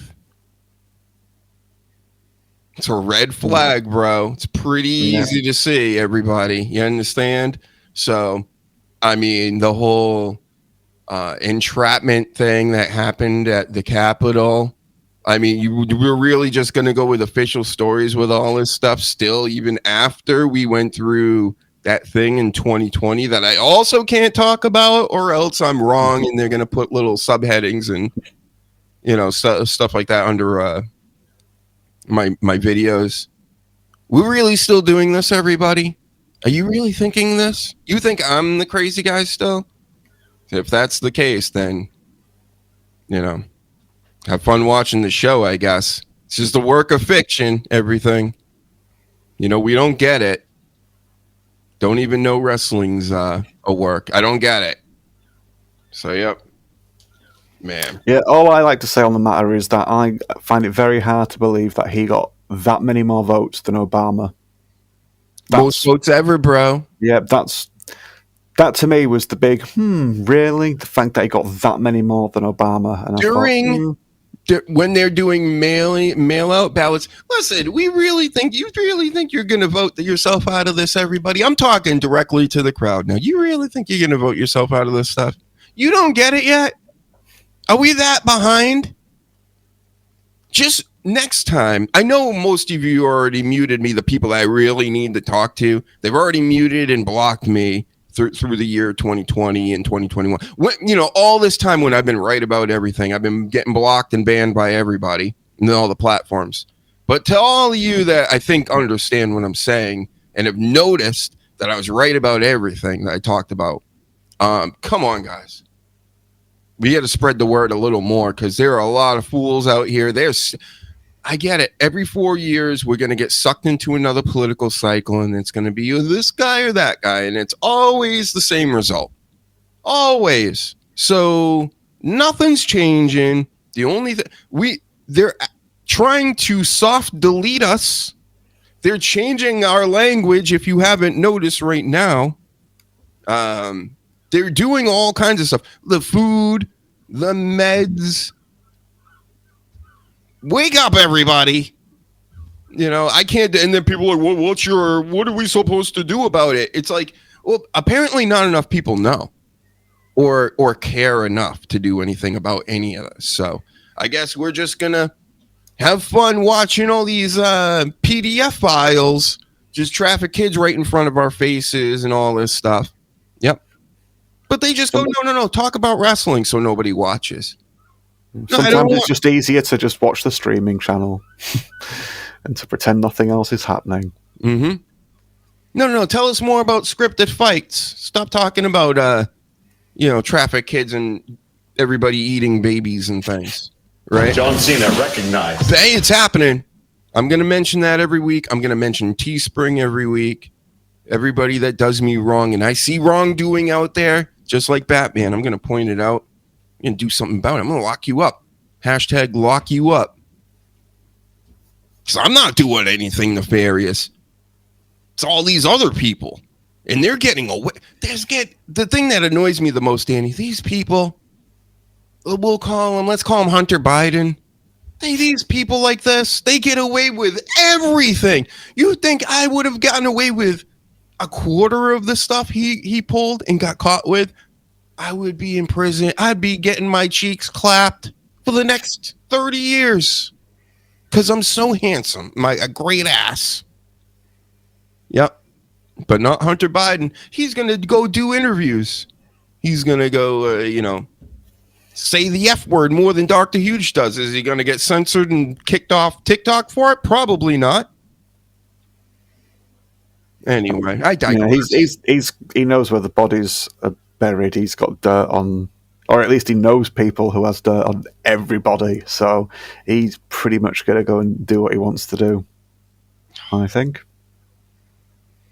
I don't know how much more time you have, but I do have a few other notes. One being Del Rio has been forced to leave AAA now. I just learned this today. He lost a match to El Messias, if I'm saying that right. And he's gone from AAA. So that might be a way that Triple H got rid of him. Could it be? Is this my Del Rio's around here somewhere? Hold on. Hey, big nose with a small dick. There he is. Where all the pussies live, right? Yep. You're not going to where the pussies live. William Robinson says, last night I watched Hulk Hogan when he was in Memphis in 1979. That's right. I know you remember Blue Gear Hulk Hogan, Terry Bollea. Just like that was the first Hulk Hogan I ever saw. True story. Yep. Anything else you want to point out to us other than that last story?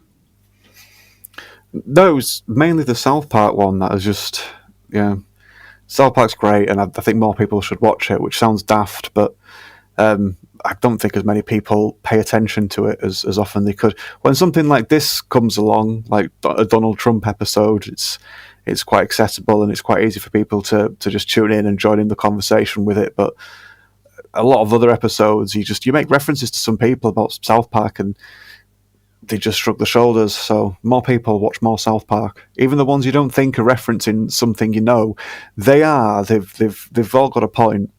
Oh, here's some South Park news I learned this week. The son of Isaac Hayes came out and said he never left South Park. That he was ill or something, and he just had to leave the show, and it wasn't about the Scientology episode. So I remember that was like a huge rumor back in the day. Like, man, they're like really strict. Even Isaac Hayes left because he was a Scientologist. So, yep, there's the facts, folks. Right. And yeah, everybody go back, watch all your Hulkamania vids. People act like Hulk Hogan was the complete shits in the ring. And of course, it kind of turned into that in the what do they call it? The rock and roll era or whatever they called it? Rock and wrestling. Rock and wrestling.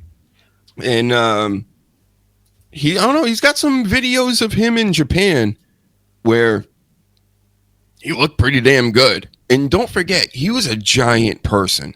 He's not built like Adam Cole, baby, all right? Size of a baby, and all your other favorites out here that literally are half his size. So when you're bigger, you know, things move slower. Generally, you're not as athletic. So, but go back, watch some New Japan stuff if you can find it with Hogan. I'm sure there's some on YouTube and everywhere.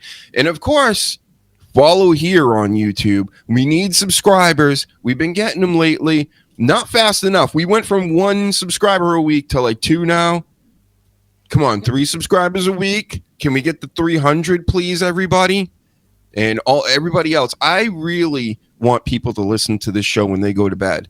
I think that's the best time to listen to the show. It's the best way to listen to this show. In my personal opinion, I do it. And I know I only get 20 minutes in sometimes. And then the next night, I go on from the 20 minutes to, 40 minutes, so on and so forth. That's the best way to watch this. And hit the playlist, because all this stuff's going in the playlist. It will give me a reason to post the podcast, because nobody's listening to the audio podcast, Danny. Like I think at most we had 50 one week for the podcast, which is lame as fuck. So I got to go out there. I got to edit these podcasts, put them out, and they all end up on YouTube along with the clips, shorts, and all the rest. And of course, the lives. And we'll be coming back with more lives during the weeknights like we have been. Maybe sometimes you'll see Danny, other people, or whatever. Deal with it. Best show ever. Tell them where to find yourself, Danny. If you are listening to this in your sleep, please get up and make me a cheese and ham sandwich. Whilst you're at it, go to dannydamage.co.uk, enjoy some articles, and follow me on Twitter @bluntdamage. Now send me that sandwich. And here's the QR code for the show, the store, the eBay store, the YouTube, TikTok that kicks us off and bans us all the time, the podcasts, of course, if you want to just listen. But again, the podcasts are on YouTube. YouTube needs to blow up. Go to YouTube, everybody. Everything's there. And Dr. Huge does comics as well, a ton of stuff. I'm eventually going to be selling comics one of these days. I got to clean this room out. I got a whole room just dedicated to comic books. It's kind of insane. And I went a little overboard years ago. So, all right. Anyway, have a good day, everybody. I hope we did Hulk Hogan proud, brother. And we will be talking more about him. We got a few more notes and things we have to go over. But R.I.P. Hulk Hogan. Let's make it official again. Rest in peace. The Suburban Commando himself. And we are signing off. Until next Saturday, everybody have a good day.